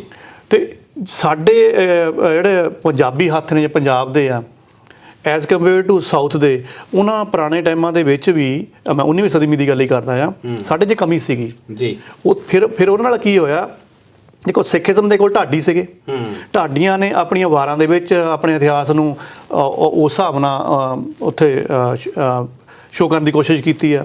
ਤੇ ਦੂਸਰੇ ਪਾਸੇ ਫਿਰ ਜਿਹੜੇ ਸੰਤ ਦੇ ਬਾਬੇ ਸੀਗੇ, ਮੈਂ ਨਹੀਂ ਕਿਸੇ ਨੂੰ ਕਹਿੰਦਾ ਵੀ ਇਕੱਲੇ ਸਿੱਖ ਦੇ ਸੀਗੇ, ਦੂਸਰੇ ਤਬਕੇ 'ਚ ਵੀ ਹੋ ਸਕਦੇ ਆ, ਉਹਨਾਂ ਨੇ ਆਪਣੇ ਹਿਸਾਬ ਦੇ ਨਾਲ ਪੋਲਰਾਈਜੇਸ਼ਨ ਕਰਨੀ ਸ਼ੁਰੂ ਕਰਤੀ, ਇੱਕ ਪ੍ਰੋਪੋਗੰਡਾ ਸ਼ੁਰੂ ਕਰਤਾ। ਇੱਥੋਂ ਇੱਕ ਪਾੜਾ ਵਧਣਾ ਸ਼ੁਰੂ ਹੋ ਗਿਆ। ਜਿਹੜੀ ਇੱਕ ਵਿਚਾਰਕ ਸਾਂਝ ਵਾਲੀ ਗੱਲ ਸੀਗੀ, ਜਿਹੜੇ ਇਕੱਠੇ ਹੋ ਕੇ ਕਰਨੀ ਸੀਗੀ, ਬਖਰੇਵਾਂ ਤਾਂ ਇੱਥੋਂ ਹੀ ਹੋ ਗਿਆ। ਉਹ ਕਾਰਨ ਲਸਾੜ ਸਾਹਿਬ, ਇੱਕ ਜਿੱਦਾਂ ਤੁਸੀਂ ਗੱਲ ਕੀਤੀ ਆ ਐਜੂਕੇਸ਼ਨ ਦੀ, ਤਾਂ ਮੈਂ ਬਹੁਤ ਸਾਰੀਆਂ ਵੀਡੀਓਜ਼ ਇਹਦੇ ਬਾਰੇ ਸੁਣੀਆਂ ਕਿ ਜਦੋਂ ਮਹਾਰਾਜਾ ਰਣਜੀਤ ਸਿੰਘ ਹੁਣ ਦਾ ਰਾਜ ਹੁੰਦਾ ਸੀ ਤਾਂ ਉਦੋਂ ਜਿਹੜਾ ਉਹਨਾਂ ਦੇ ਰਾਜ ਦਾ ਲਿਟਰੇਰੀ ਲੈਵਲ ਸੀਗਾ ਉਹ ਬਹੁਤ ਜ਼ਿਆਦਾ ਹਾਈ ਸੀਗਾ। ਪੰਜਾਬ ਦਾ ਜਿਹੜਾ ਐਜੂਕੇਸ਼ਨ ਸਿਸਟਮ ਸੀਗਾ ਉਹ ਇੰਗਲੈਂਡ ਵੀ ਉਹਨੂੰ ਕਿਸੇ ਤਰੀਕੇ ਨਾਲ ਦੇਖਦਾ ਸੀਗਾ ਕਿ ਇਸ ਤਰੀਕੇ ਨੂੰ ਕਾਪੀ ਕੀਤਾ ਜਾਵੇ, ਇੰਨਾ ਹਾਈ ਸੀ ਉਹਦੀ ਗੱਲਬਾਤ। ਹੋ ਸਕਦਾ ਕਿ ਉਸ ਰਾਸਤੇ ਜਿਸ ਦਾ ਮੈਂ ਗੱਲ ਕੀਤੀ ਨਾ ਵੀ ਉਹ 18ਵੀਂ ਸਦੀ ਦੇ ਵਿੱਚ ਵੀ 21ਵੀਂ ਸਦੀ ਦੀ ਸੀ ਉਹਦੀ ਸੋਚ ਰੱਖਦੇ ਸੀਗੇ। ਇਹ ਉਹਨਾਂ ਦੀ ਕਹਿ ਲਓ ਕਿ ਬੁੱਧੀ ਦੀਆਂ ਗੱਲਾਂ ਹੋਣਗੀਆਂ ਕਿ ਦੂਰਅੰਦੇਸ਼ੀ ਸੀਗੀ। ਮਾਰ ਪੈ ਗਈ ਫਿਰ 55-56 ਦੇ ਵਿੱਚ ਜਦੋਂ ਗਵਰਨਮੈਂਟ ਆਫ ਇੰਡੀਆ ਨੇ ਪਾਲਿਸੀ ਲਿਆਈ ਕਿ ਭਾਸ਼ਾ ਦੇ ਆਧਾਰ ਤੇ ਇਹਦਾ ਦਲਜੀਤ ਨੇ ਦੱਸਿਆ ਕਿ ਸੂਬਿਆਂ ਦੀ ਵੰਡ ਕਰ ਦਿਓ, ਪਰ ਪੰਜਾਬ ਦੇ ਵਿੱਚ ਇਹ ਚੀਜ਼ ਲਾਗੂ ਨਹੀਂ ਹੋਈ। ਪੰਜਾਬ ਦੇ ਵਿੱਚ ਫਿਰ ਉਹੀ ਇੱਕ ਵਿਚਾਰਧਾਰਾ ਬਣ ਗਈ, ਇੱਕ ਡਰ ਦੇ ਖੌਫ ਦੇ ਵਿੱਚ ਕਿ ਚਲੋ ਜਿਹੜੇ ਮੁਸਲਮਾਨ ਆ ਉਹਨਾਂ ਦੇ ਉਰਦੂ, ਜਿਹੜੇ ਸਿੱਖ ਆ ਉਹਨਾਂ ਦੀ ਪੰਜਾਬੀ, ਤੇ ਹਿੰਦੀ ਤਾਂ ਫਿਰ ਆਪੇ ਹੀ ਉਹ ਹਿੰਦੂਆਂ ਦੇ ਨਾਲ ਚੱਲ ਗਈ। ਇਹਨੇ ਵੀ ਇੱਕ ਦਿਮਾਗ ਨੂੰ ਵੰਡ ਦਿੱਤਾ ਤੇ ਸ਼ਰਾਰਤੀ ਜਿਹੜੇ ਬੰਦੇ ਵਿੱਚ ਵੜ ਗਏ ਆ ਉਹਨਾਂ ਨੂੰ ਸਪੇਸ ਮਿਲਦੀ ਗਈ ਆ। ਇੱਕ ਜਿਹੜੀ ਚੀਜ਼ ਮੈਂ ਚਾਹੁੰਦਾ ਕਿ ਮੈਂ ਕਿਤੇ ਭੁੱਲ ਨਾ ਜਾਵਾਂ ਜਾਂ ਰਹਿ ਨਾ ਜਾਵੇ, ਉਸ ਸਮਿਆਂ ਦੇ ਵਿੱਚ ਇੱਕ ਹੁੰਦਾ ਨਾ ਸ਼ਬਦ ਪ੍ਰੈਸ, ਇੱਕ ਹੁੰਦੀ ਸ਼ਰਾਰਤੀ ਪ੍ਰੈਸ। ਸਾਡੀ ਪ੍ਰੈਸ ਨੇ, ਸਾਡੀ ਸ਼ਰਾਰਤੀ ਪ੍ਰੈਸ ਨੇ ਬੜਾ ਗੰਦਾ ਰੋਲ ਅਦਾ ਕੀਤਾ। ਇੱਕ ਪ੍ਰੈਸ ਦਾ ਤਬਕਾ ਸੀਗਾ ਜਿਹੜਾ ਹਿੰਦੂਆਂ ਲਈ ਲਿਖਦਾ ਸੀ, ਮੈਂ ਨਾਂ ਨਹੀਂ ਲਵਾਂਗਾ, ਸਾਡੇ ਦਰਸ਼ਕ ਸਮਝਦਾਰ ਨੇ, ਤੇ ਇੱਕ ਪ੍ਰੈਸ ਦਾ ਤਬਕਾ ਸੀਗਾ ਜਿਹੜਾ ਸਿੱਖਾਂ ਦਾ ਲਿਖਦਾ ਸੀਗਾ। ਇਹਨੇ ਵੀ ਬਹੁਤ ਵੱਡੀ ਉਹਦੇ ਵਿੱਚ ਪਾੜ ਪਾਈ ਆ। ਤੇ ਦੂਸਰੇ ਪਾਸੇ ਮੈਂ, ਹਾਲਾਂਕਿ ਪ੍ਰੈਸ ਦਾ ਕੰਮ ਹੁੰਦਾ ਕਿ ਸੱਚਾਈ ਨੂੰ ਵਿਖਾਉਣਾ, ਜਿਹੜਾ ਉਹ ਰਿਲੀਜਨ ਤੋਂ ਉੱਤੇ ਉੱਠ ਕੇ, ਧਰਮ ਤੋਂ ਉੱਤੇ ਉੱਠ ਕੇ ਜਿਹੜੀ ਸੱਚ ਦੀ ਗੱਲ ਆ ਜਾਂ ਸਟੇਟ ਦੀ ਗੱਲ ਆ, ਭਾਈਚਾਰੇ ਦੀ ਗੱਲ ਆ, ਉਹ ਸਾਂਝੇ ਤੌਰ ਤੇ ਕਰਨੀ। ਸੋ ਜਦੋਂ ਇਸ ਤਰ੍ਹਾਂ ਦੇ ਫੈਕਟ, ਇਸ ਤਰ੍ਹਾਂ ਦੀਆਂ ਨਿਪੁੰਸਕਤਾਵਾਂ ਅਸੀਂ ਦਿਖਾਤੀਆਂ ਆਪਣੇ ਲੈਵਲ ਤੇ ਵੀ, ਤੇ ਉਧਰੋਂ ਉਹ ਜਿਹੜੇ ਸ਼ਰਾਰਤੀ ਬੰਦੇ ਸੀ ਉਹਨਾਂ ਨੂੰ ਕੁਝ ਰਾਜਨੀਤੀ ਨੇ ਵੀ ਥਾਪੜਾ ਦੇ ਦਿੱਤਾ। ਇਹਦਾ ਮਤਲਬ ਜਿਹੜੀ ਸਾਡੀ ਮੈਜੋਰਟੀ ਲੋਕਾਂ ਦੀ ਸਾਰਥਕ ਤੇ ਅਸਾਰੂ ਸੋਚ ਸੀਗੀ ਉਹ ਦੱਬ ਗਈ, ਕਿਉਂਕਿ ਅਸੀਂ ਬੋਲੇ ਨਹੀਂ ਤੇ ਇਹਨਾਂ ਦੇ ਵਿੱਚ ਸਾਰੇ ਬਿਖਰ ਗਏ। ਹਾਂ, ਉਸ ਟਾਈਮ ਕੁਝ ਬੋਲਣ ਵਾਲੇ ਬੰਦੇ ਵੀ ਸੀਗੇ ਉਹਨਾਂ ਟਾਈਮਾਂ ਦੇ ਵਿੱਚ, ਕੁਝ ਜਿੱਦਾਂ ਹਾਸਿਆਂ ਦੇ ਮੈਂ ਨਾਂ ਲੈ ਦਿੰਦਾ। ਇੱਕ ਸਾਡੇ ਕੋਲ ਸੀਗੇ ਰਿੱਕੀ ਰਾਮ ਸੀਗੇ, ਸਾਇੰਟਿਸਟ ਸੀਗੇ, ਯੂਕੇ ਦੇ ਪੜ੍ਹੇ ਆ ਲੇਕਿਨ ਪੰਜਾਬ ਆ ਗਏ। ਉਹਨਾਂ ਨੇ ਇਹ ਸੋਚਿਆ ਕਿ ਪੈਸੇ ਹੀ ਕਮਾਉਣੇ ਆ ਤਾਂ ਮੈਂ ਉੱਥੇ ਬੜਾ ਵਧੀਆ ਸਾਇੰਟਿਸਟ ਬਣ ਸਕਦਾ। ਪੰਜਾਬ ਆ ਕੇ ਉਹਨਾਂ ਨੇ ਕੰਮ ਕੀ ਕੀਤਾ ਪੰਜਾਬੀ ਭਾਸ਼ਾ ਦੇ ਵਿੱਚ। ਪਹਿਲਾਂ ਤਾਂ ਸ਼ਾਇਦ ਉਹਨਾਂ ਨੂੰ ਗੌਰ ਨਹੀਂ ਕੀਤਾ ਗਿਆ, ਲੇਕਿਨ ਅੱਜ ਅਸੀਂ ਸੋਚਦੇ ਹਾਂ ਕਿ ਉਹ ਬੰਦੇ ਨੇ ਕਿੱਡੀ ਤਕੜੀ ਸੋਚ ਸੀ। ਉਹਨੇ ਸਭ ਤੋਂ ਪਹਿਲਾਂ ਤਾਂ ਦੱਸਿਆ ਪੰਜਾਬੀ ਦੇ ਵਿੱਚ ਸਾਇੰਸ ਦੀ ਭਾਸ਼ਾ ਨੂੰ ਸਮਝਾਉਣ ਦੀ ਕੋਸ਼ਿਸ਼ ਕੀਤੀ ਵੀ ਆ ਪਾਪ ਪੁੰਨ ਜਿਹੜੇ ਕਰਦੇ ਫਿਰਦੇ ਹੋ ਨਾ, ਜਾਂ ਵਿਚਾਰਧਾਰਾ ਆ, ਇਹ ਤੋਂ ਬਾਹਰ ਨਿਕਲੋ। ਅੱਜ ਤੁਸੀਂ ਦਰਖਤਾਂ ਦੇ ਕਹਿੰਦੇ ਥੱਲੇ ਨਹੀਂ ਬਹਿਣਾ ਚਾਹੀਦਾ ਜੀ, ਰਾਤ ਨੂੰ ਇਹੋ ਜਿਹੇ ਭੂਤ ਆ ਜਾਊਗਾ। ਸਾਇੰਟੀਫਿਕਲੀ ਪੰਜਾਬੀ ਦੇ ਵਿੱਚ ਸਮਝਾਉਣਾ ਸ਼ੁਰੂ ਕੀਤਾ। ਤੇ ਈਵਨ ਇੱਕ ਛੋਟੇ ਕਨਸੈਪਟ ਤੁਸੀਂ ਹੈਰਾਨ ਹੋਗੇ, ਹੱਸੋਗੇ ਵੀ ਸਾਬਣ ਨਾਲ ਵੀ ਕਾਹ ਨਹੀਂ ਲਾਉਣਾ ਆ, ਸਾਬਣ ਨਾਲ ਮੂੰਹ ਕਾਲੀ ਧੋਣਾ ਆ, ਇਸ ਤਰ੍ਹਾਂ ਦੀਆਂ ਗੱਲਾਂ ਸਮਝਾਈਆਂ। ਪਿੱਛੇ ਮਕਸਦ ਕੀ ਸੀਗਾ? ਸਾਡੇ ਕੋਲ ਰਿੱਕੀ ਰਾਮ ਹੋਣੀ ਹੋ ਗਏ, ਸਾਡੇ ਕੋਲ ਰੁਚੀ ਰਾਮ ਸਾਨੀ ਹੋ ਗਏ, ਜਾਂ ਸਾਡੇ ਕੋਲ ਇੱਕ ਉਦਯੋਗਪਤੀ ਆਏ ਸੀ ਲਾਲਾ ਹਰਕਿਸ਼ਨ ਲਾਲ, ਤੇ ਇੱਕ ਮੰਗਾ ਰਾਮ ਵੀ ਆਏ ਸੀਗੇ। ਇਹਨਾਂ ਨੇ ਧਰਮਾਂ ਤੋਂ ਪਰੇ ਹੋ ਕੇ ਪੰਜਾਬ ਨੂੰ ਮੋਹਰੇ ਰੱਖ ਕੇ ਚੱਲਣ ਦੀ ਕੋਸ਼ਿਸ਼ ਕੀਤੀ ਸੀ। ਇੱਕ ਪਾਸੇ ਤਾਂ ਇਹ ਕੰਮ ਹੁੰਦੇ ਸੀਗੇ, ਦੂਸਰੇ ਪਾਸੇ ਸਾਡੀਆਂ ਨਲਾਇਕੀਆਂ ਹੋ ਗਈਆਂ ਸੀਗੀਆਂ, ਤੇ ਇਹ ਪਲੜਾ ਪੈ ਗਿਆ ਭਾਰੀ। ਇਹਨਾਂ ਦੀਆਂ ਕੋਸ਼ਿਸ਼ਾਂ ਵੀ ਬੇਕਾਰ ਰਹਿ ਗਈਆਂ। ਦਲਜੀਤ ਜੀ ਨੇ ਜਿੱਦਾਂ ਸੈਂਟਰ ਦੀ ਗੱਲ ਕੀਤੀ ਆ, ਚਲੋ ਹੁਣ ਮੈਂ ਥੋੜਾ ਨਾਮ ਵੀ ਲਾ ਦਿੰਦਾ। ਪੰਜਾਬ ਦੇ ਵਿੱਚ ਜਿਹੜਾ ਹਿੰਦੂ ਤਬਕਾ ਆ 38-39% ਆ, ਅਗਰ ਮੈਂ ਸਹੀ ਹੋਵਾਂ। ਜਦੋਂ ਵੀ ਬੀਜੇਪੀ ਨੇ ਇਕੱਲਿਆਂ ਪੰਜਾਬ ਦੇ ਵਿੱਚ ਇਲੈਕਸ਼ਨ ਲੜੀ ਆ, ਕਦੀ ਵੀ 5% ਤੋਂ ਉੱਪਰ ਵੋਟਾਂ ਨਹੀਂ ਲੈ ਗਿਆ, ਕਦੀ 2.5, 3, 3.5, 4.5, 5 ਦੀ ਫਿਗਰ ਨੂੰ ਕਦੇ ਟੱਚ ਨਹੀਂ ਕੀਤਾ। ਇਹਦਾ ਮਤਲਬ ਇਹ ਹੋਇਆ ਕਿ ਪੰਜਾਬ ਦੇ ਵਿੱਚ ਜਿੰਨੇ ਪਰਸੈਂਟੇਜ ਹਿੰਦੂ ਉਹਨਾਂ ਨੂੰ, ਉਹਦੇ ਵਿੱਚੋਂ 10% ਵੋਟ ਵੀ ਨਹੀਂ ਕਦੀ ਪੈਂਦੀ ਹੈਗੀ। ਸੋ ਦੂਸਰੇ ਪਾਸੇ ਜੇ ਆਪਾਂ ਗੱਲ ਕਰੀਏ ਕਿ ਜਿਹੜੇ ਹਿੰਦੂਆਂ ਦੇ ਦੋ ਵੱਡੇ ਕਹਿ ਲਓ ਕਿ ਗ੍ਰੰਥ ਨੇ, ਉਹ ਪੰਜਾਬ ਖਿੱਤੇ ਦੇਣੇ, ਉਦੋਂ ਪੰਜਾਬ ਬਹੁਤ ਵੱਡਾ ਸੀਗਾ। ਤੇ ਜੇ ਇਸ ਖਿੱਤੇ ਦੀ ਦੇਣੇ ਆ ਤਾਂ ਖਿੱਤਾ ਮੀਨਸ ਕਿ ਅਸੀਂ ਸਾਰੇ ਉਦੋਂ ਇਕੱਠੇ ਸੀਗੇ, ਸਾਰੀ ਸੋਚ ਇਕੱਠੀ ਰਲਦੀ ਸੀਗੀ। ਫੇਰ ਵੀ ਉਹਨਾਂ ਟਾਈਮਾਂ ਦੇ ਵਿੱਚ ਜਿਹੜੀਆਂ ਇਹ ਤਾਕਤਾਂ ਨੇ ਸਾਡੀਆਂ ਆਪਣੀਆਂ ਪ੍ਰੋਪੋਗੰਡਾ ਤਾਕਤਾਂ ਜਿਹੜੇ ਪੋਲਰਾਈਜੇਸ਼ਨ ਕਰਦੀਆਂ ਆ, ਉਹ ਫੇਰ ਵੀ ਜਾ ਕੇ ਉੱਥੇ ਜਗਨਨਾਥ ਦੀ ਯਾਤਰਾ ਕੱਢ ਕੇ ਸੁੱਖੀ ਸ਼ਾਂਤੀ ਮੁੜ ਜਾਂਦੇ ਔਰ ਸਾਡੇ 'ਚ ਮੰਡੀ ਪਾ ਜਾਂਦੇ ਆ। ਇਹ ਤਾਂ ਫਿਰ ਹੁਣ ਸਾਡੀਆਂ ਵੀ ਨਲਾਇਕੀਆਂ ਨਾ। ਬਿਲਕੁਲ। ਸੋ ਬਿਲਕੁਲ ਇਹ ਜਿਹੜਾ ਵਿਸ਼ਾ ਆ ਜਿਹੜਾ ਬਹੁਤ ਵੱਡਾ ਹੈ, ਤੇ ਇਹਦੇ ਉੱਤੇ ਗੱਲ ਜਿਹੜੀ ਬਹੁਤ ਵੱਡੇ ਪੱਧਰ ਤੇ ਹੋਣੀ ਚਾਹੀਦੀ ਹੈ ਤੇ ਹੁੰਦੀ ਵੀ ਆ, ਕਿਉਂਕਿ ਪੰਜਾਬ ਦੇ ਹੱਕਾਂ ਦੀ ਜਿਹੜੀ ਗੱਲ ਆ ਉਹ ਪੰਜਾਬ ਦੇ ਲੋਕਾਂ ਲਈ, ਜਿੱਦਾਂ ਤੁਸੀਂ ਗੱਲ ਕੀਤੀ ਕਿ ਨਾ ਤਾਂ ਉਹ ਇਕੱਲੇ ਹਿੰਦੂਆਂ ਦਾ ਤੇ ਨਾ ਉਹ ਇਕੱਲੇ ਸਿੱਖਾਂ ਦਾ, ਉਹ ਪੰਜਾਬ ਦੇ ਭਾਈਚਾਰੇ ਦੇ ਸਾਂਝੇ ਤੌਰ ਤੇ ਗੱਲ ਕਰਨੀ ਆ। ਤੇ ਇਸ ਕਰਕੇ ਜਿਹੜਾ ਇਹ ਪ੍ਰੋਗਰਾਮ ਦਲਜੀਤ ਜੀ ਸਮਾਪਤੀ ਵੱਲ ਵਧ ਰਿਹਾ। ਜੇ ਮੈਂ ਤੁਹਾਨੂੰ ਦੋਵਾਂ ਨੂੰ ਇੱਕ ਮਿੰਟ ਜ਼ਰੂਰ, ਜੇ ਕੁਝ ਤੁਸੀਂ ਕਹਿਣਾ ਚਾਹੁੰਦੇ ਹੋ, ਜੇ ਕੋਈ ਮੈਂ ਸਵਾਲ ਜਿਹੜਾ ਪੁੱਛਣਾ ਭੁੱਲ ਗਿਆ ਹੋਵਾਂ ਇਸ ਵਿਸ਼ੇ ਦੇ ਬਾਰੇ, ਤਾਂ ਜ਼ਰੂਰ ਤੁਸੀਂ ਕਹਿ ਸਕਦੇ ਹੋ।